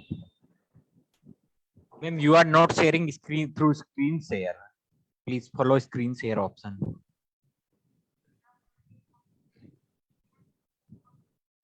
If somebody who is near to, they can help him. Ma'am, check the downside taskbar, like the down taskbar. There is screen share option. She's looking for the help. Sir, sir, how to display the slides? sir? If- Minimize this PPT. And again, stop the sharing right now.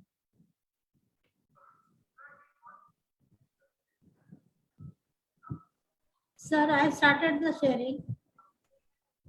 No, just you need to share entire screen. Change it. Try to change the next PPT like that, visible or not. Just come on, next slide. Yeah. Yes. Yeah. Okay. Continue. You Continue. can. your presentation. Okay, sir. Good morning, sir, all of you. Myself, PhD scholar from University Jaipur, and now working as a principal of State Hospital, Mumbai. Sir, my statement is effect of ambulation on labor outcome during the first stage of labor among the primary gravida mothers in hospitals in Mumbai. Labor is a process where women give birth to the child. The most wonderful moment in woman's life in labor, as most women and their families experience greatest excitement during the labor.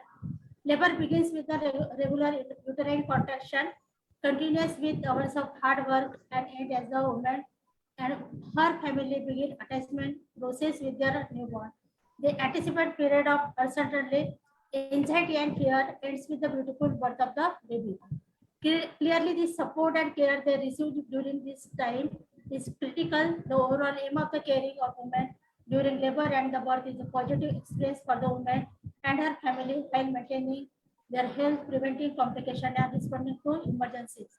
Then, need of these studies, ambulation can reduce many complications by enhancing blood circulation, respiration, gastric mobility, decrease rate of thrombophlebitis, and improve strength for physical work. Ambulation during first stage of labor can prevent later complication in life. Through the literature review on the freedom of movements in labor appears to facilitate the progress of labor and enhance childbirth satisfaction. During the first stage of labor, upright position, that is the various positions, sitting, standing, and kneeling position, allow the abdominal wall to relax. Influence gravity causes the uterine contents to fall downward. This direct the fetal head into the pelvic inlet in an anterior position and applies direct pressure to the cervix, which helps to stimulate the cervix. And upright position during the second stage of labor has been associated with the decreased cesarean. Then instrumental delivery and the reduction of the labor duration, that is the first, second, and third stage of labor. Then objective of my study is to assess the effect of ambulation on labor outcome in the first stage of labor. Second is to compare the effect of ambulation on labor outcome in the first stage of labor between the experimental group and the control group. And third is to find out the association of labor outcome in selected background data. In my study, I use the this objective, that is to compare the effect of ambulation on labor outcome in the first stage of labor between the experimental group and the control group. Then hypothesis, H01 is there will be no significant association between the ambulation and labor outcome among primary gravida mothers. H1, there will be significant association between the ambulation and the labor outcome among primary gravida mothers. H0, 2, there will be no significant difference between the labor outcome in experimental and the control group. S2 is the there will be significant difference between the labor outcome in experimental and the control group. Then after that, methodology, I will my study design is the pre-experimental post-test only design I will use in my study. Research setting is the hospitals, that is the government and private hospital in Mumbai, Maharashtra. I use the population, that is the primary gravida mothers, who in the 36 to 40 weeks of gestational, and sample size is 30. I will use 15 in the control group and the 15 in the experimental group, and non-probability purposes sampling technique used. During the data collection, structured questionnaires, I will use previous observation and given the intervention, and after that I will use the poster design. Then I will allow the mother to walk 2 hours when the cervical dilatation is 1 to 2 centimeter dilatation to the 7 centimeter dilatation.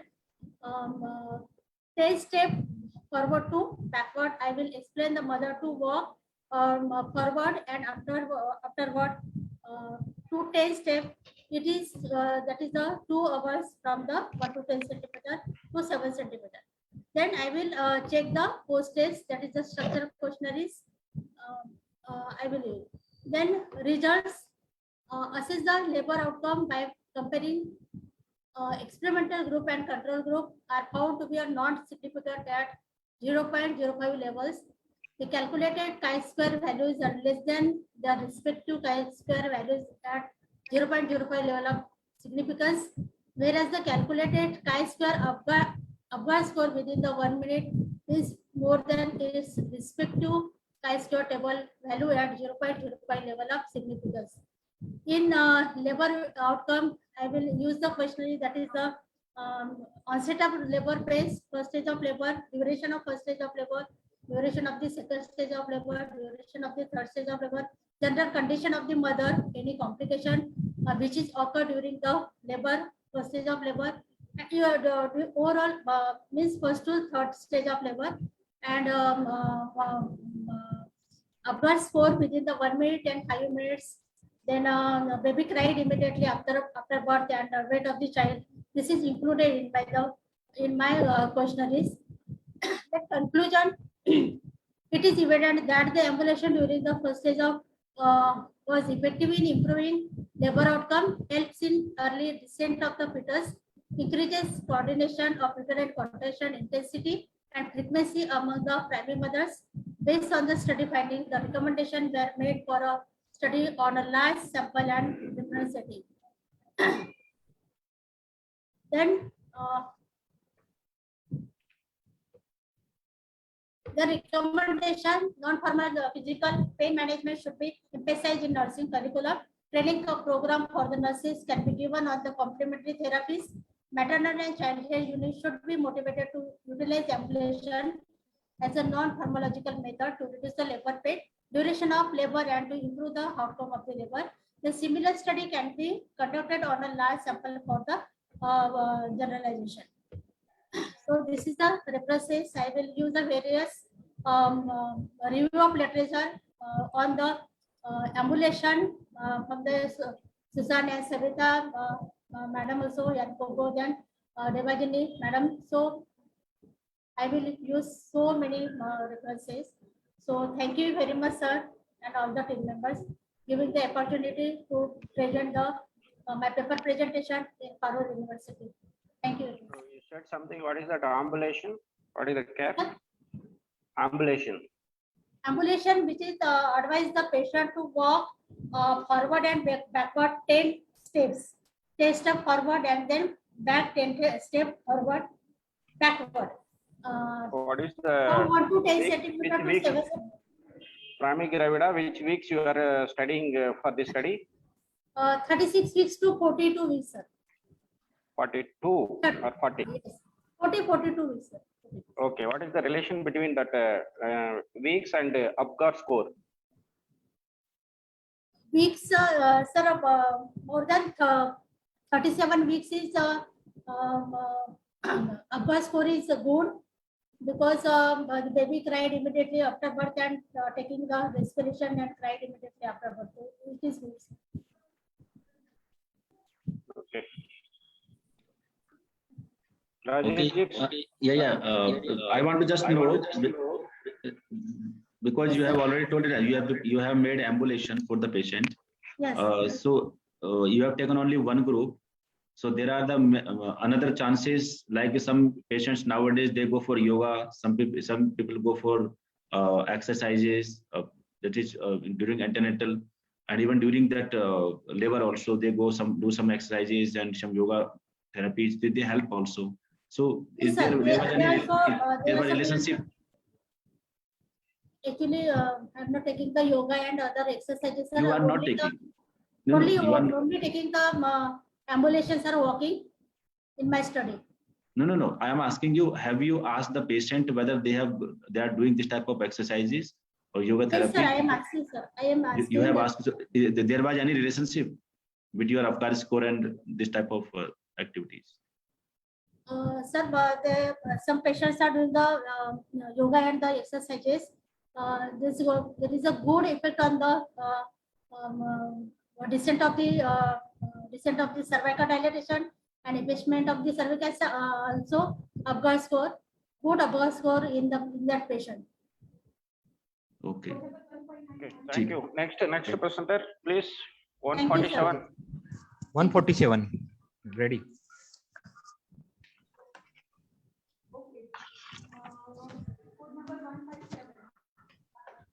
One 146. Please stop screen share.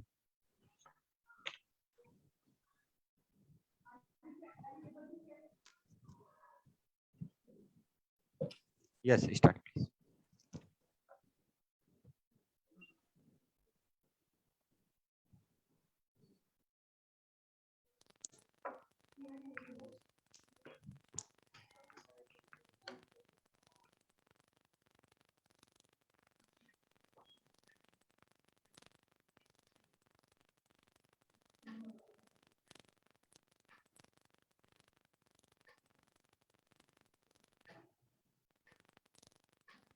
Code 147, please start. Unmute yourself, maybe mute.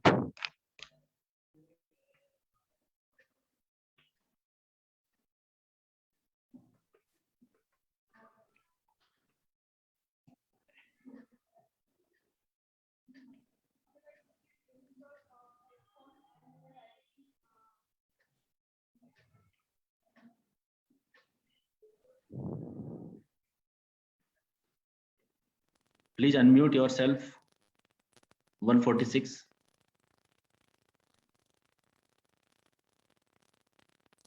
Oh, 147.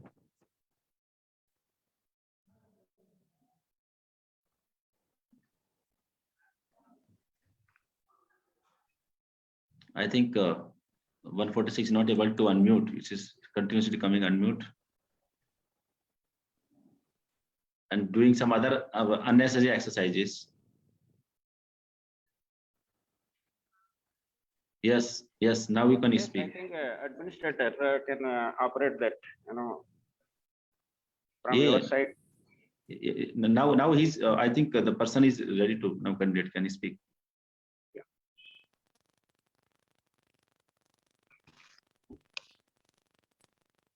We are not getting your voice properly. Yeah, 147, please proceed.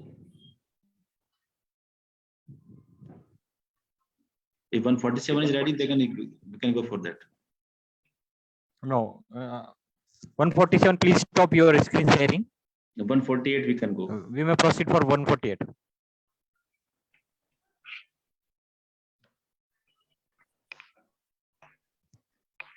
Code number 148. Yeah, proceed. Good afternoon, sir, and good afternoon, the organizers, and good afternoon, Dr. Gandhi, sir, and Dr. Rajesh, sir. I hope my screen is visible. Yeah, visible. Yeah. Okay. The title of my study is Knowledge and Practices Regarding Swachh Bharat Mission among Selected Population of Belgavi City.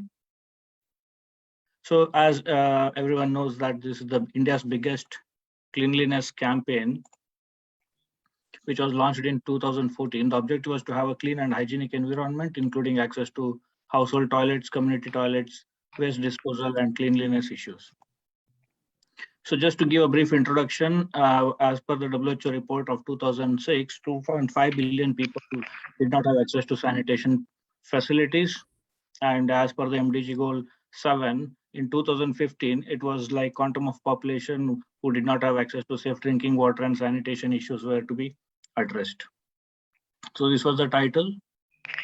So some statistics, 53% of household and 624 million people defecate in open area as per the statistics which was there. Majority of Indian population who understand the importance of hygiene and sanitation, which has an impact on the health, usually do not show adherence to the practices. That is where this study has been done. And this is a small project which we had done. So knowledge, attitude, and practice studies are very important in community level to assess the understanding and perception of the people. So the objective was to assess knowledge and practice of water, sanitation, hygiene, and solid waste disposal among selected population of Belgavi city. So 25 literatures were reviewed, and we came to a conclusion and how to go with the study. So it was a descriptive survey design consisting of 100 samples were selected randomly, and it was a semi-structured interview schedule. So demographics, we had these age groups and the gender, male and female, education and employment. So maximum we had population of 18 to 30 years. Majority of them were males, 76%, and secondary education were 47, and majority of the participants were employed. So as per the knowledge regarding water and sanitation, we can see like they came to a conclusion saying that diarrhea is the most common illness which caused due to the contaminated water or unclean water. And most of them said like they were using the water boiling at the home for drinking. And hand washing technique, this was where we got the main thing, that is they were not aware of the exact hand washing technique, where you can see the 88% of them said no.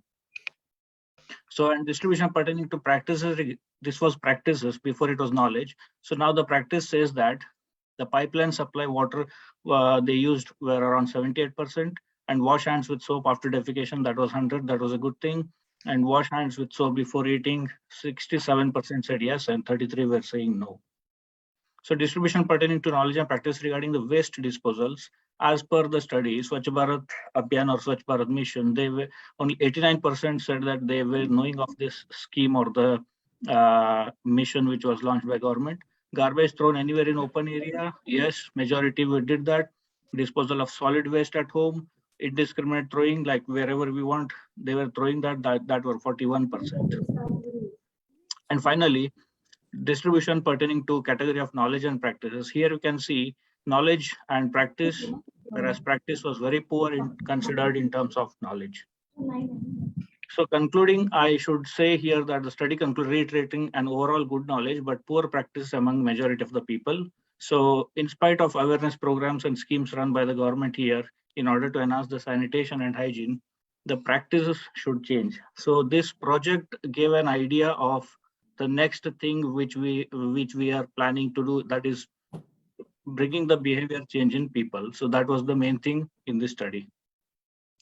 Thank you. Where the setting of the study? It's Belgaum, sir, Karnataka. Where you got permission obtained from the government side? No, sir. It was just a small project, so we just went to the corporation and got a permission letter. Corporation. Yeah. Okay. How Yes, sir.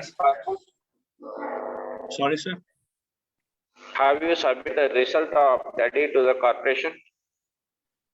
Sir, I can't hear you properly. Have you yeah. Have you submitted the result of the study to the particular corporation? Sir, this was a small project which because we were conducting a national survey. That's okay because you are touching the Government of India's program. Okay. Yes, yes, So, sir. That's what there I'm was saying, a sir. result also. Yes, So yes, that's yes. what, whether you submitted to them or not. Yes, sir. Yeah, this project report was a brief proposal to carry out a major study in terms of behavior change communication, and this report was submitted to the Corporation Commissioner Belgaum in the year 2018, sir. So what is their result? Sir, Which will the follow. result is I'm doing PhD on that same topic now. Okay, but because of the government project, the major questions will be arise. So be careful on that. Okay. Right. Yes, yes. Rajesh ji, please. Yeah. My question is that what was the sampling number? How many sample you have taken? Sir, I took 100, sir. 100. So it was like a physical interaction, or it was online, something like that? It was physical, sir, in 2018, sir. 18. Before COVID and other things. Okay. Okay, then already sir asked you that because you have to submit the result to the corporation, and then as you told that you are already proceeding for PhD. So yes, you have to be more careful with the policies and the permissions from the government sector. Yes, sir, definitely, sir. Okay, thank you, sir. Thank you very much. I can, if the candidate with 147 is ready, they can present it now, because previously we were not able to hear her. Yeah, please.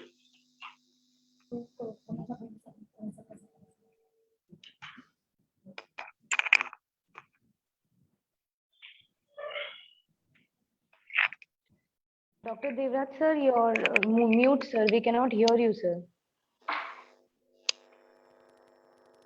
Yeah. Sir, this was the last presentation. Yeah. 148. Otherwise absent, considered it absent. So now I request to all participants to first of all mute themselves. Other participants. 149 is not there. No, sir. No. Absent. Okay. 147 also absent. All are completed, sir. No, Devraj, I think 147 was there, but I think technically problem was there. If it is resolved, they can present. So we shifted to another link, maybe. Okay. There is some. She is facing some technical issues in Zoom. As per the presenter, 143 is absent, 147 is absent, and Yes. 149 is absent. Yes, sir. Correct? Devraj, 147 is absent. No, it was there, I think. Sir, 147 shifted to another. She facing some issues in Zoom. So we just shifted to another link like that, Google Meet. Okay. Yes, sir. Yes. So now we had completed all presentation. First of all, I extend my heartfelt thanks to both juries, Dr. Srinivasan Gandhi, sir, Principal Institute of Nursing Science, Agartala, for evaluating all presenters and giving the valuable comment and suggestions during the presentation. And our second expert also, Dr. Rajesh Kumar Sharma, Associate Professor and HOD of Critical Care Nursing, Himalayan College of Nursing, Swami Rama Himalayan University, Dehradun, to extend thanks from the Parul Institute of Nursing for giving the valuable time and giving the comment during the presentation. And again, we hope we see in next upcoming event also. And a special thanks from all Parul fraternity. And thank you for giving the time, sir. Yes, sir. Thank you so much, Dr. Devraj, for giving this wonderful opportunity. And all the participants were very enthusiastic, and they have brought many good projects over here. And I hope that they will continue with the same zeal to conduct many more researches. And but one suggestion I would like to give that to all the participants, that please in future, whenever you present it, you be strict with the guidelines which are given by the organizers, because some people have presented very good studies, but because of timelines, they lost their marks actually. So please be careful in the future, and all the best wishes for the participants for their future endeavors. And thank you one and all, and especially that Parul University and that the management committee and that chairperson of this international conference, and Devraj as a coordinator. And you people are doing wonderful job, and all the best wishes for future endeavors. And thank you once again. And thank you to Dr. Srinivas Gandhi ji giving good companion. And I also learning many things from you. By today also I learned many things today. That the way you have answered the many questions and by supporting the candidates. So it's good. Yes, sir. Thank you very much, Dr. Rajesh and Dr. Devraj and Dr. Principal that Parole University. And the all participant was done very nice job. They are brought the many things. And because of the timeline, we are could not able to give much comments also. And my request for that all participants in future, kindly, because of that, as per we are era of the evidence-based practice, so must we go for maximum the experimental studies. That is well good. And all some of that brought that descriptive study also, like the Swachh Bharat Abhinay. It is a very good project also, and it is needed actually. What supposed to do in that, and what are the future aspect and the future follow-up care has to be done for that particular project.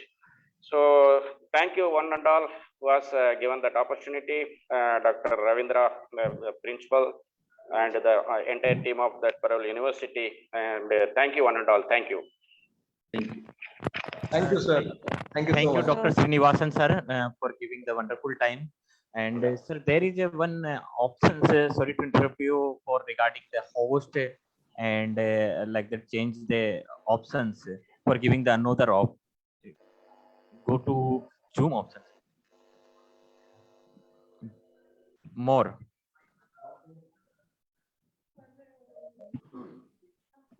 And make the host to another one, like that me or other. Sir, 1 minute. I just.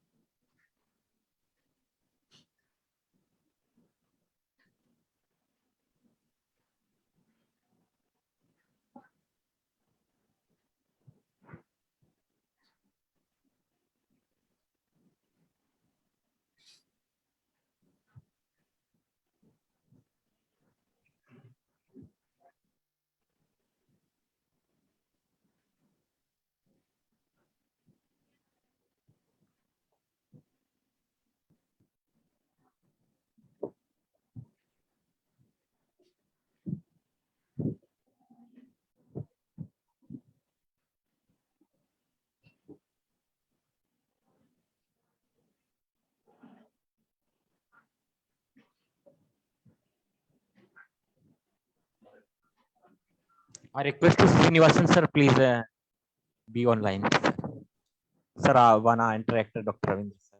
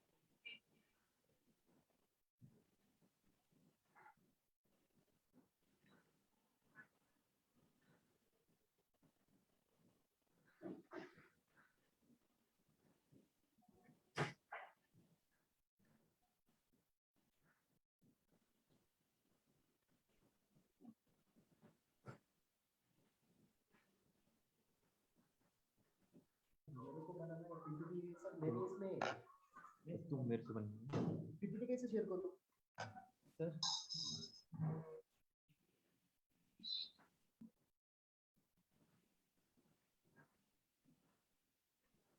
Good afternoon, sir. Srinivasan, sir. Yeah, please. And Yeah, how are you, sir? yeah, fine. Okay. Sir, namaskar.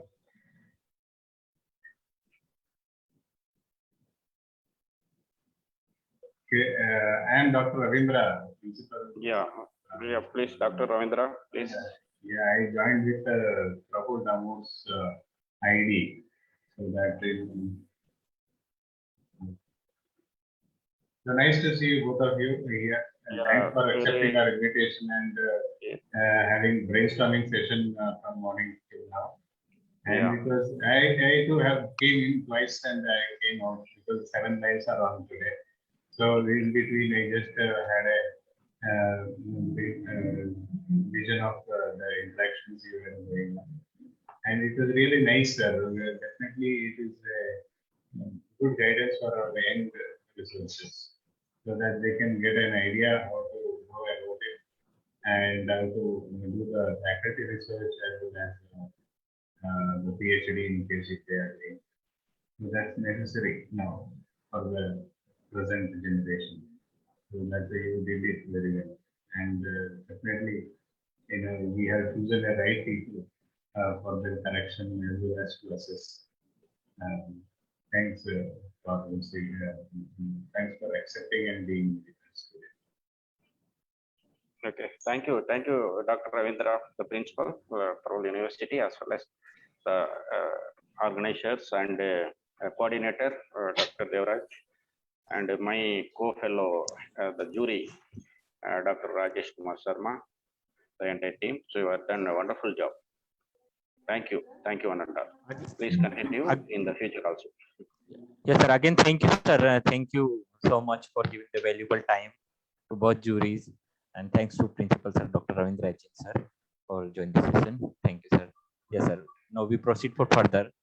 Yeah, Rajesh Sharma sir, for further continuation. Srinivasan sir, once you please visit us so that we will invite you for the DRC, PhD DRC, and service and experience you may require to.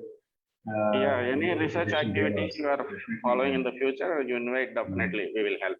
Yes, sir. Yes, sir. So, Dr. Ravindra sir, I am it's my privilege to get your interaction lively today here. And sure, if you'll call me, definitely I will come. And whatever I have with knowledge with me, I will definitely share with your scholars, your university scholars. And it was really I feel sometimes very so very nice that how Dr. Devraj and other team is helping you to bring out this university and College of Nursing at this level. And it's so fabulous that seven the sessions are running all togetherly, and it's like a completely teamwork. And you have this type of guys with you. Definitely, it's a fantastic job. So once again, I congratulate you for organizing such a wonderful event, and thank you for inviting us. Thank you, sir. For evaluation, Dr. Rajesh, through phone we will give that your scoring, or how we are? I have given my scorings, and we both have to send to scorings to the organizers, and they will merge them, and they will divide by 2, and they will take the average. I think that is the plan. Yes. Okay. By mail. It is Devraj. This is the plan. Yes, sir. I coordinate for further. Yeah. Okay, I'll call. Right. Okay, on call. Thank you, sir. Thank you.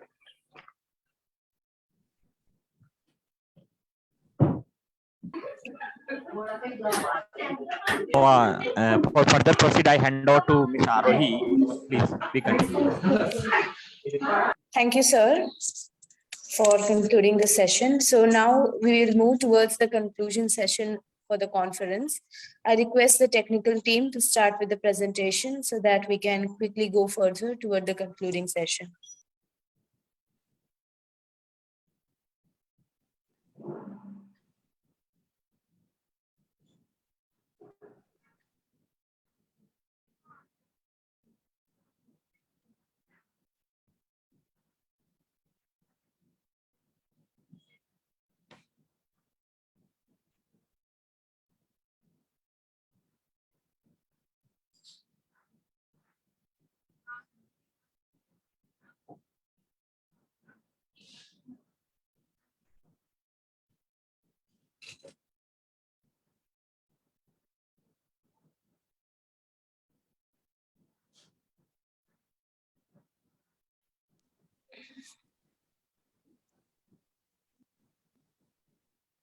Within some moments, we'll be starting with the concluding session. I request you all to remain here.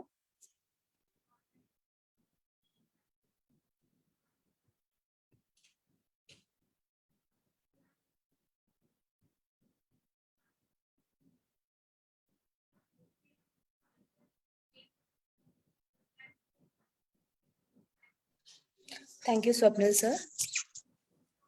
So yes, greetings for the afternoon to one and all present here. Our respected dignitaries, guests, faculties, and participants who are present here. I, Arohi Fernandez, welcome you all to the concluding session for the International E-Conference on Research Methodology, Research Integrity, and Visibility to optimize research engagement, pave the way, organized by Parul Institute of Nursing, Parul University, from 13th to 18th of December 2021. So here we are happy to announce that at the end of the conference, we are able to achieve our main objective of ameliorating the understanding of research methodology, publications, plagiarism checks, and post-submission concern. It gives us immense pleasure to reach out to more than 600 participants and be of help in increasing their knowledge about research. So now, let us quickly start with our concluding session and take a glimpse of our patrons, chief patrons, advisors.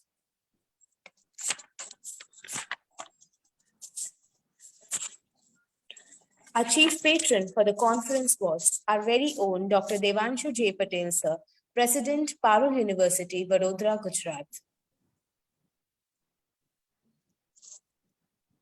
Our patrons were Dr. Parul Patel, ma'am, Vice President, Parul University, Dr. Gitika Madan Patel, ma'am, Medical Director and Trustee, Member of POG, Parul University, and Dr. Komal Patel, ma'am, Medical Director, Trustee, Member BOG, Parul University. Our Chief Advisor, our mentor, Dr. M.N. Patel, sir, Provost, Parul University. Our advisors, Dr. H.S. Vijay Kumar, sir, Pro-Chancellor, and Dr. Manish, sir, who were our registrars. Next slide, please. Next slide, please. So here we have a view on our 10 resource person, eminent national, international personalities who served and made this conference a successful one. It was their knowledge which they shared with us and helped us to upgrade ours. We thank all of our resource persons.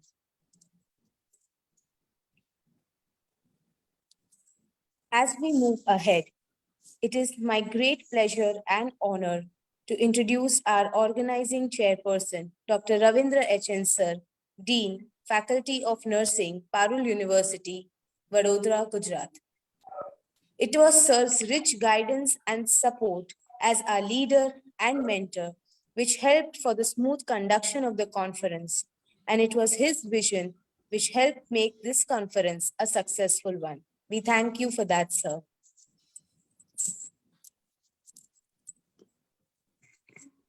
With great pleasure, I would like to introduce our organizing secretaries, Dr. Sanjay Shinde, sir, Professor, Parul Institute of Nursing, Parul University, and Ms. Betty Koshi, ma'am, Assistant Professor, Parul Institute of Nursing, Parul University. It is their hard work, perseverance, consistency, and cooperation which has helped in the success of this conference. They have been instrumental right from the conception of the conference to the delivery of the session and till the conclusion of the session. As I go ahead, I hand over to Ms. Betty Koshi, ma'am, Organizing Secretary, to introduce you all to the people behind the conference. Madam, please take over.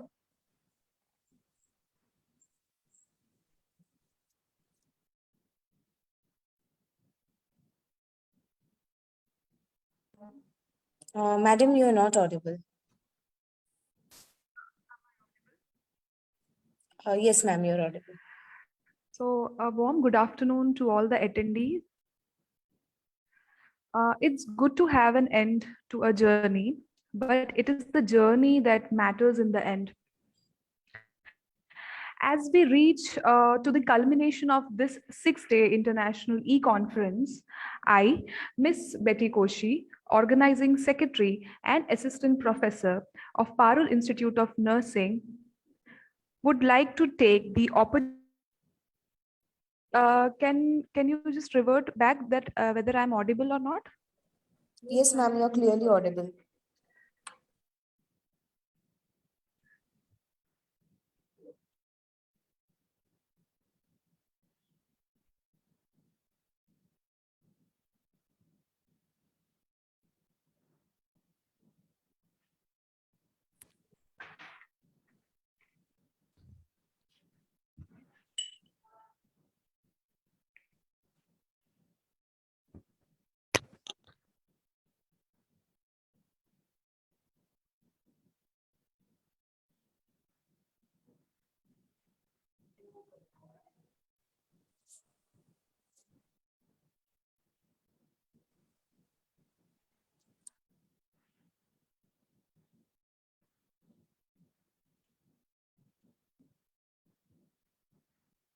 Am I audible? Okay. So I think because of some technical glitches, this problem we have faced. So it's good to have end to every journey, but it's the journey that matters in the end.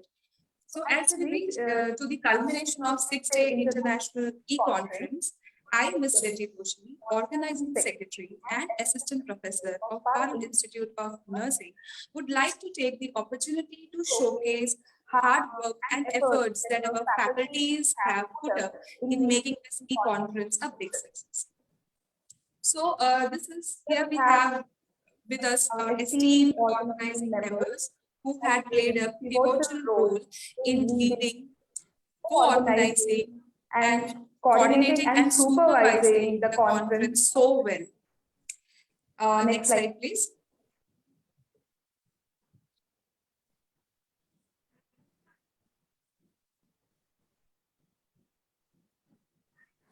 Moving on to the invitation committee, we had Ms. Vinaya Tangamani, Ms. Amli Vijaykumar, Ms. Nilima Vasava, and Ms. Sonal Christie. So the invitation committee, next slide please. The invitation committee has worked exceptionally well in preparing the invitations, in creating the invitations, and in inviting all the guests and speakers. Moving on to the next slide please.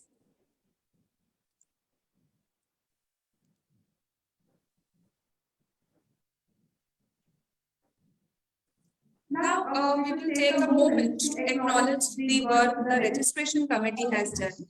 The registration committee was headed by Mr. Abedi Patan. Also, we had Mr. Surendra Gurjar and Ms. Neena Baria. So, the registration committee had done a commendable work for smoothly conducting the entire process of registration and coordinating with all the attendees. Next slide. So it was a day and night effort that registration committee has put up in preparing the sheets, in tallying the sheets, in contacting and coordinating with the attendees. And still now the work is going on. So it is just a commendable job that the registration committee has done. Next slide, please.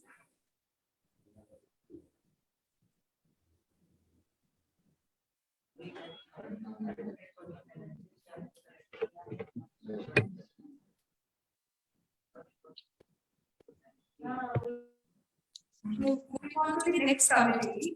The next committee was the scientific committee. The scientific committee was headed by Ms. Rosemary George. She is Professor of Parul Institute of Nursing. And we had Mr. Swapnil Rahane and Ms. Santa Kumari, who was the member of the scientific committee. Scientific committee had worked faultlessly in organizing the scientific sessions and coordinating the scientific sessions.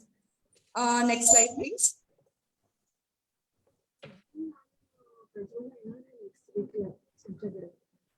The next we have with us is the Scientific Paper Presentation Committee. So the Scientific Paper Presentation Committee had Dr. Devraj Singh Chauhan, was headed by Dr. Devraj Singh Chauhan, and we had Ms. Roma Patel and Ms. Janita Sudhar as the committee members. Scientific Paper Presentation Committee worked dedicatedly in scrutinizing all the papers, in coordinating and communicating the paper presenters, in finalizing the jury, and communicating and coordinating with the jury. So we all are very thankful for the work and for the sincere efforts that they have put in making this event a successful one. Next slide, please.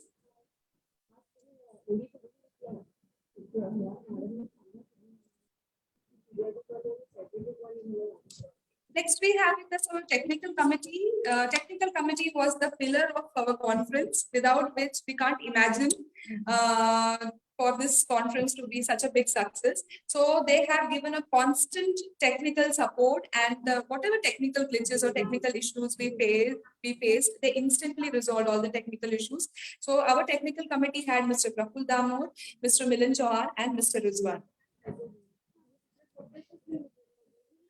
So they are constantly working behind this conference, and all the technical part and all the technical support they are rendering is really commendable. Next slide, please. So moving on to the Master of Ceremony, she made no special introduction, because I think she definitely must have made a place in your mind with her power-packed voice and with well-articulated speech. We have with us Ms. Arohi John Fernandez. She is Assistant Professor from Bharati Institute of Nursing. Next slide, please. Next, we have Social Media and Newsletter Committee. Social Media and Newsletter Committee had Ms. Tabassum Khan, Ms. Neha Patel, and Ms. Anjali Barot. They also worked exemplary well in performing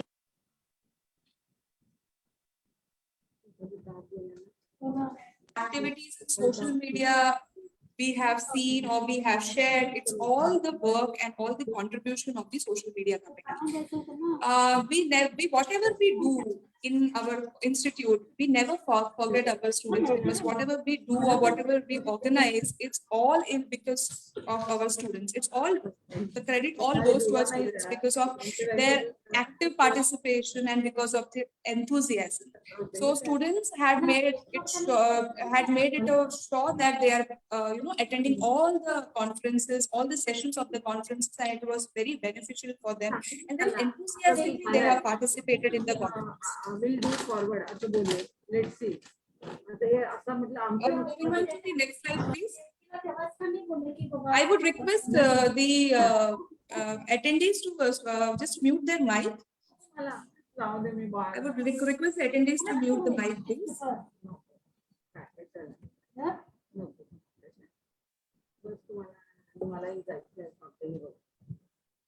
Okay, so here I would like to showcase the pre-test, the participants from various states of India who have, so this pie chart itself is a graphical representation which shows the diversified population of the attendees and delegates nationally and internationally. They have participated, they have attended.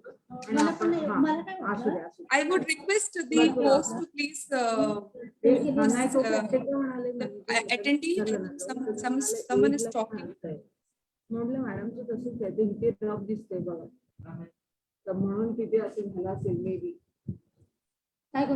So I think there is some technical glitch, but with this I would like to end my presentation. I hope this conference was a learning experience, an enriching experience for all the attendees, and I express my heartfelt gratitude for all the attendees for making this conference a big huge success.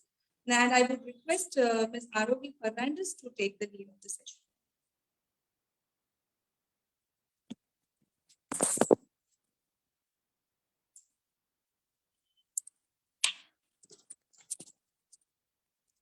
Thank you, ma'am, for such a detailed introduction about the committee members and the people behind the conference.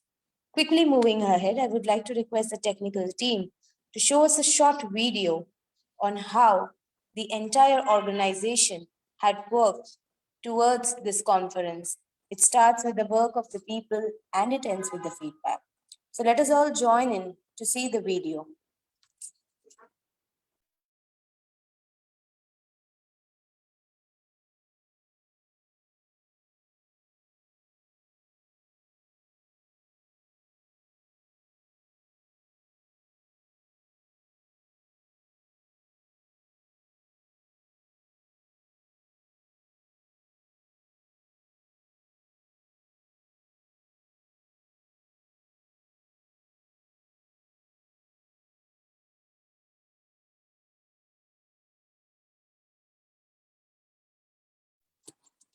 Kindly be a bit patient. We'll just start with the video of the conference.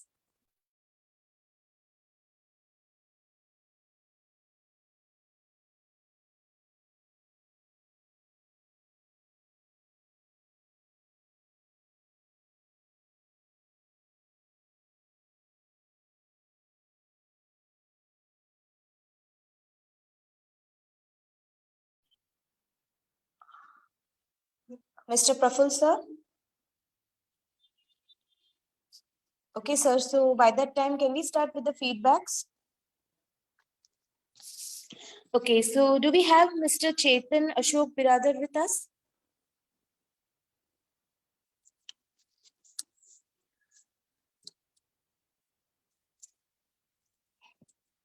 Chetan, sir, are you there?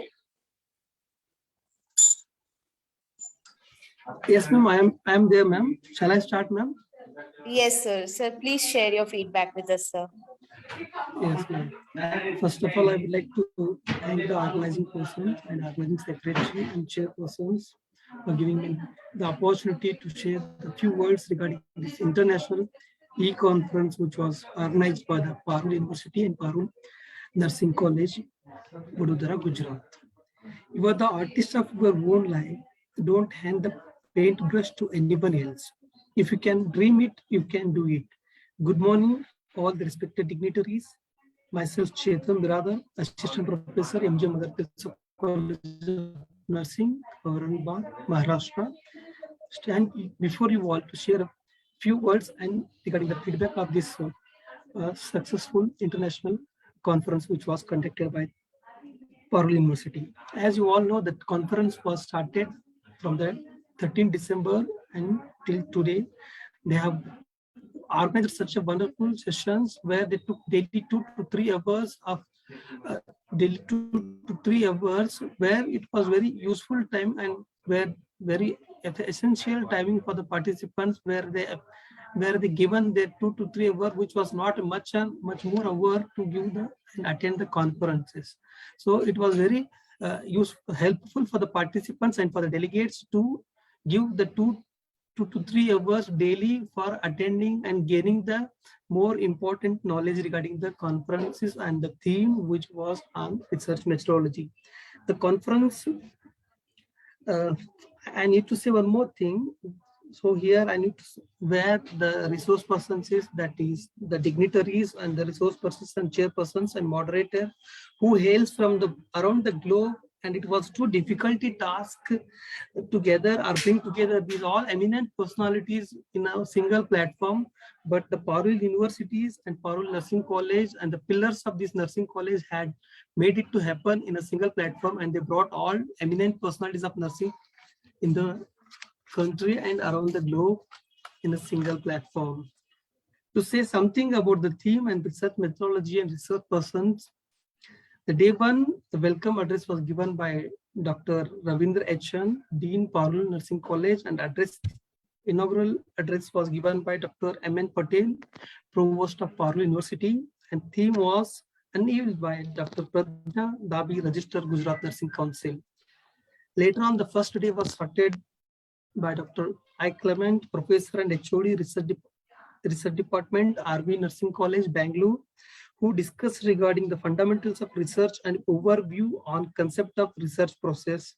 After that, the session was continued by Dr. T. Shivbalan Sir, Professor and Principal, Royal Institute of Medical Science, Luni BK, Maharashtra, who discussed in detail regarding about the conceptualizing the research design and hypothesis formulation. And the day 2, the session was started by our international speakers, eminent personality, Dr. Milka Madali Madam, Professor, Asi University, College of Health Science, Ethiopia, who discussed regarding the qualitative research and design. After that, the session was started by our international speaker, Dr. David Joseph, sir, who was a lecturer from School of Health Science, University Science, Malaysia, who elaborated in detail regarding the mixed research approach and its methods. And day 3rd, the session was related by Dr. Maharaj Singh, Professor and Head of the Department Research, NIMS Nursing College, University, Jaipur, Rajasthan, who briefed about the major types of data collection and procedure of designs and the research. After this, Dr. Sujay Lakshmi, Madam from Department of Nursing, North Carolina Central University, USA, has overlined about the ethics in research and publications.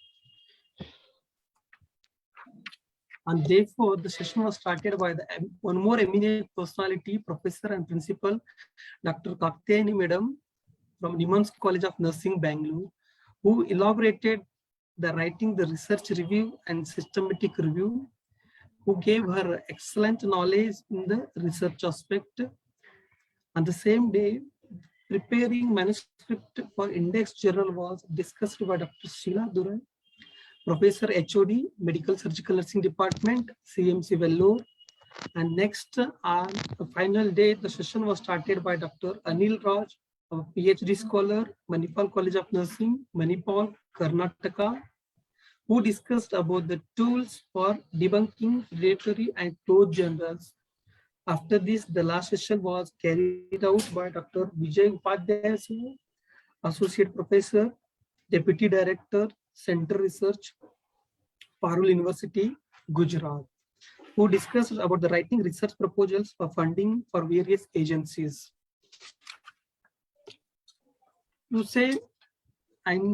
To name and say few words about the conference, I need a preparation and took this much time. Now, what I mean to say, now you all can think how much the efforts are taken by the Parul University to make a grand successful of this international e-conference. So where they gathered, where they made eminent personality around the globe to stand and come in a single platform. I'm very happy to see all these eminent personalities on the line. So with these all eminent knowledges and personalities, and it was a graceful on this occasion to all delegated eminent personalities to see you all. Last but not least, I thank our organizers for giving this opportunity. Ravindra Echan sir and all organizers. Thank you, sir. Thank you so much. Now let us see the glimpse of our conference. It's a short video. We would all like you to join in and seeing the video.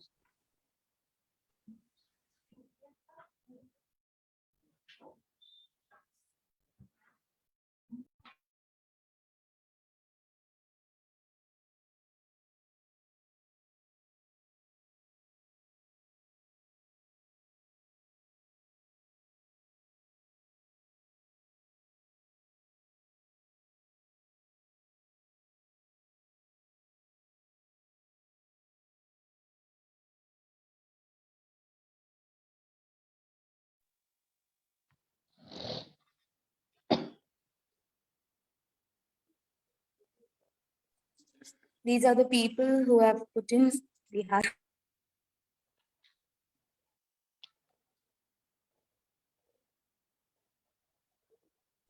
The different committees, starting from the registration committee, the scientific committee, everybody has put in the efforts, specifically the registration committee, taking in efforts in scrutinizing all the applications which have come, scrutinizing the paper presentations and the various tasks allotted to them. The scientific sessions, the scientific committee, the whole and soul of the conference, who actually brought up the content to all of us. contacting the resource persons, modulating international and national time, getting everything coordinated. The big task, and they did it really well. The paper presentation committee, their work is still going on, the hard work.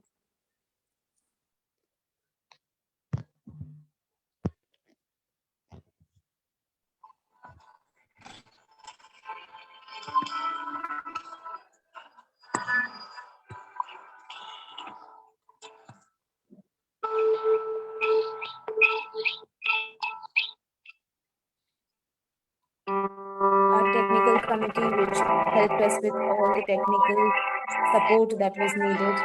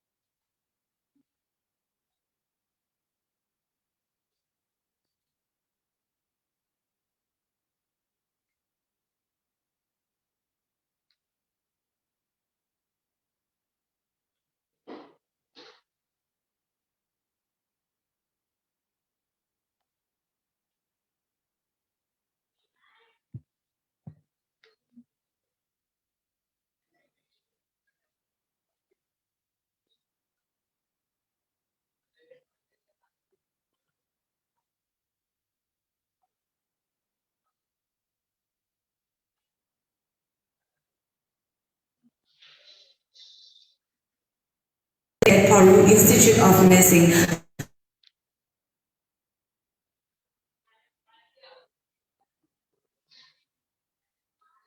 I'd like to pass my special appreciation to the organizers and all those who took place in making this conference possible. This was such an eye-opener to me, and I believe that I've gained an edge over my peers as I have gained so many skill sets that I believe will help. I also truly believe that events such as this should be organized frequently and more often so that the future leaders of tomorrow may be better equipped to tackle the future troubles of tomorrow. Thank you, Paru Institute of Nursing. Thank you.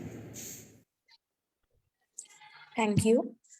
Next, I would like to request Mrs. Subha Velviri Ma'am, Associate Professor, PES Institute of Nursing, Andhra Pradesh, to give us your valuable feedback. Ma'am, just a request that we are running out of time, so please keep that in consideration. Madam, are you there?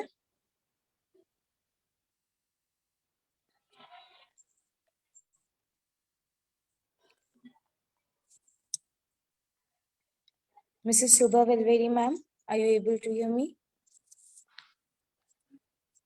Okay, I think there's a technical glitch. Moving ahead, I would like to invite our mentor, Dr. Ravindra H.N. Sir, Principal, Parul Institute of Nursing. Sir is the organizing chairperson of our conference, and it gives us great delight to hear the closing remarks from Sir. So please, can we hear the closing remarks? Thank you, Arohi. Good afternoon, and all present here. Success is the sum of small efforts repeated day in and day out. So the day has come to us. The total efforts which we have laid for 6 months have come to a fruitful effort today. We started this discussion in the month of March and thought of making an e-conference, and this has come to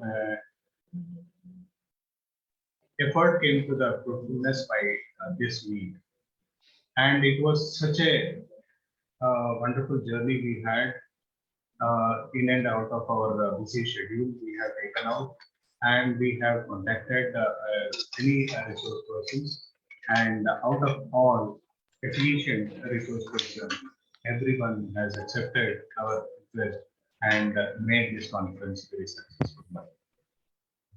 We are happy for the response received all across the India and a few from international delegates. So over 675 entries came, and out of which 73 entries are for the paper presentation. 10 eminent speakers, including 4 international speakers, were also deliberated very well, and they were very excellent in their deliberations on their assigned topics. 10 chairpersons put the light on the topics and added to the informations of the resource persons, and eminent 10 moderators analyzed the total resource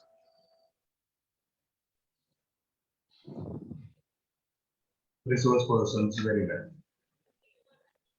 And today, 7 set of paper presentations were on for the 73 candidates, and the international and national jury members were present, and all of them were excellent in their deliberations, and they have given their valuable suggestions for the young researchers. Dr. Mahipal Singh, Professor cum Principal, Akhil Bharati Vidyapeeth College of Nursing, Rajshekhar. Dr. B. Kumar Swami Gowda, Principal, Alvas College of Nursing, Murthy, Bangalore. Dr. Manju Bala Das, Professor, HOD, Mother Teresa Postgraduate Research Institute, Health Sciences, Pondicherry. Dr. Smriti Arora, Professor at College of Nursing, Amity University, Haryana. Dr. Shiva Subramanian, Principal, Associate Dean, Newton College of Nursing, Visnagar. Dr. Yogesh Yadav, Registrar, MD, Global University, Jaipur. Dr. Rajesh Sharma, Associate Professor in the Head of the Critical Care Nursing Department at Himalayan College of Nursing. Dr. Srinivasan Gandhi, Professor and Principal, Institute of Nursing Science, Agartala. Dr. Raja K, Principal, Unity College of Nursing, Bangalore. Dr. Satish Awasthi, Principal, Institute of Medical Technology and Nursing Education, Jaipur. Dr. Usha Ugande, Professor and Principal Director of Nursing, Indore. Dr. Kalpana Bose,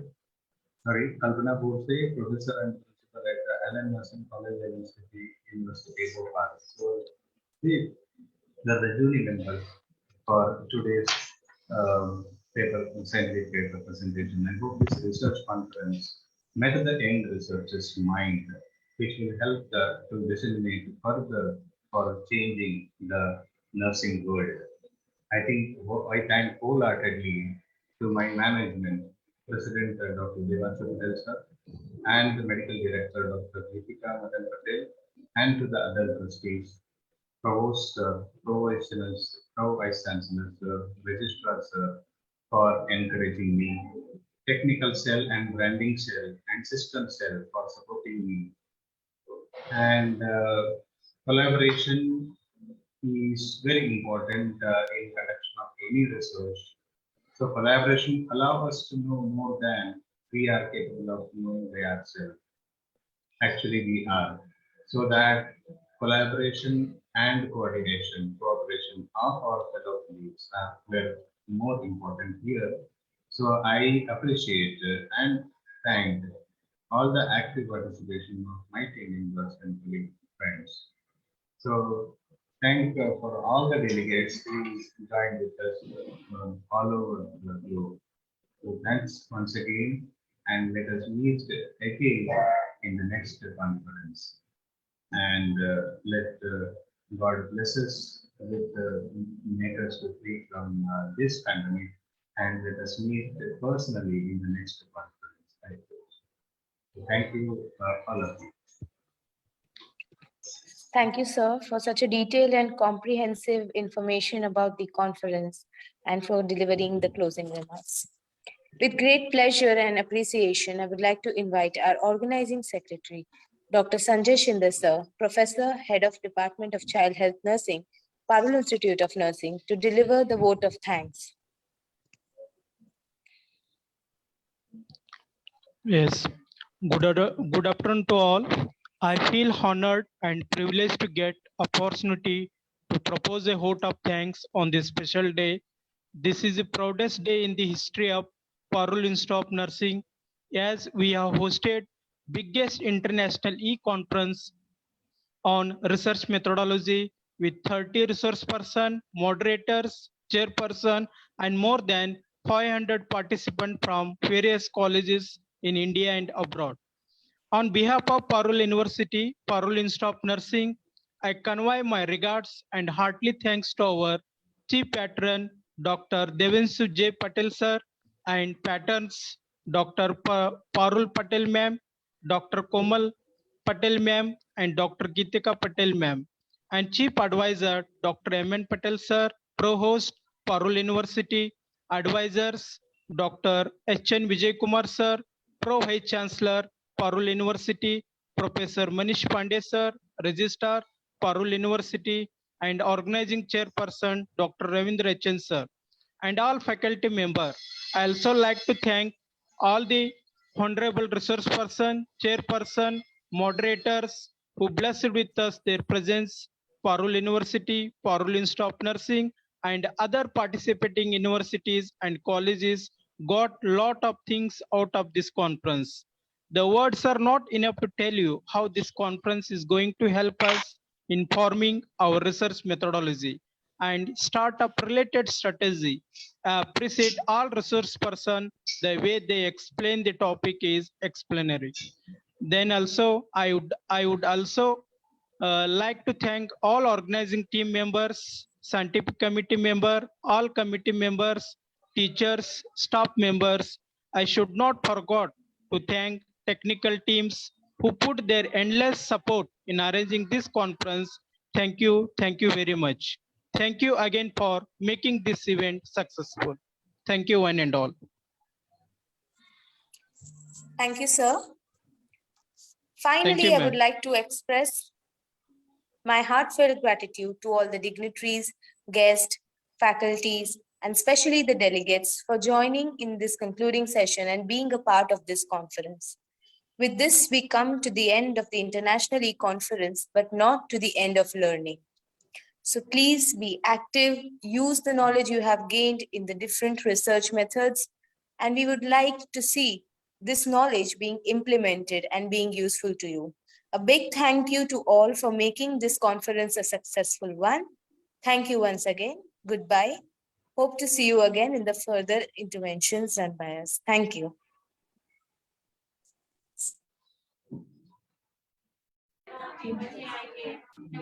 Thank you.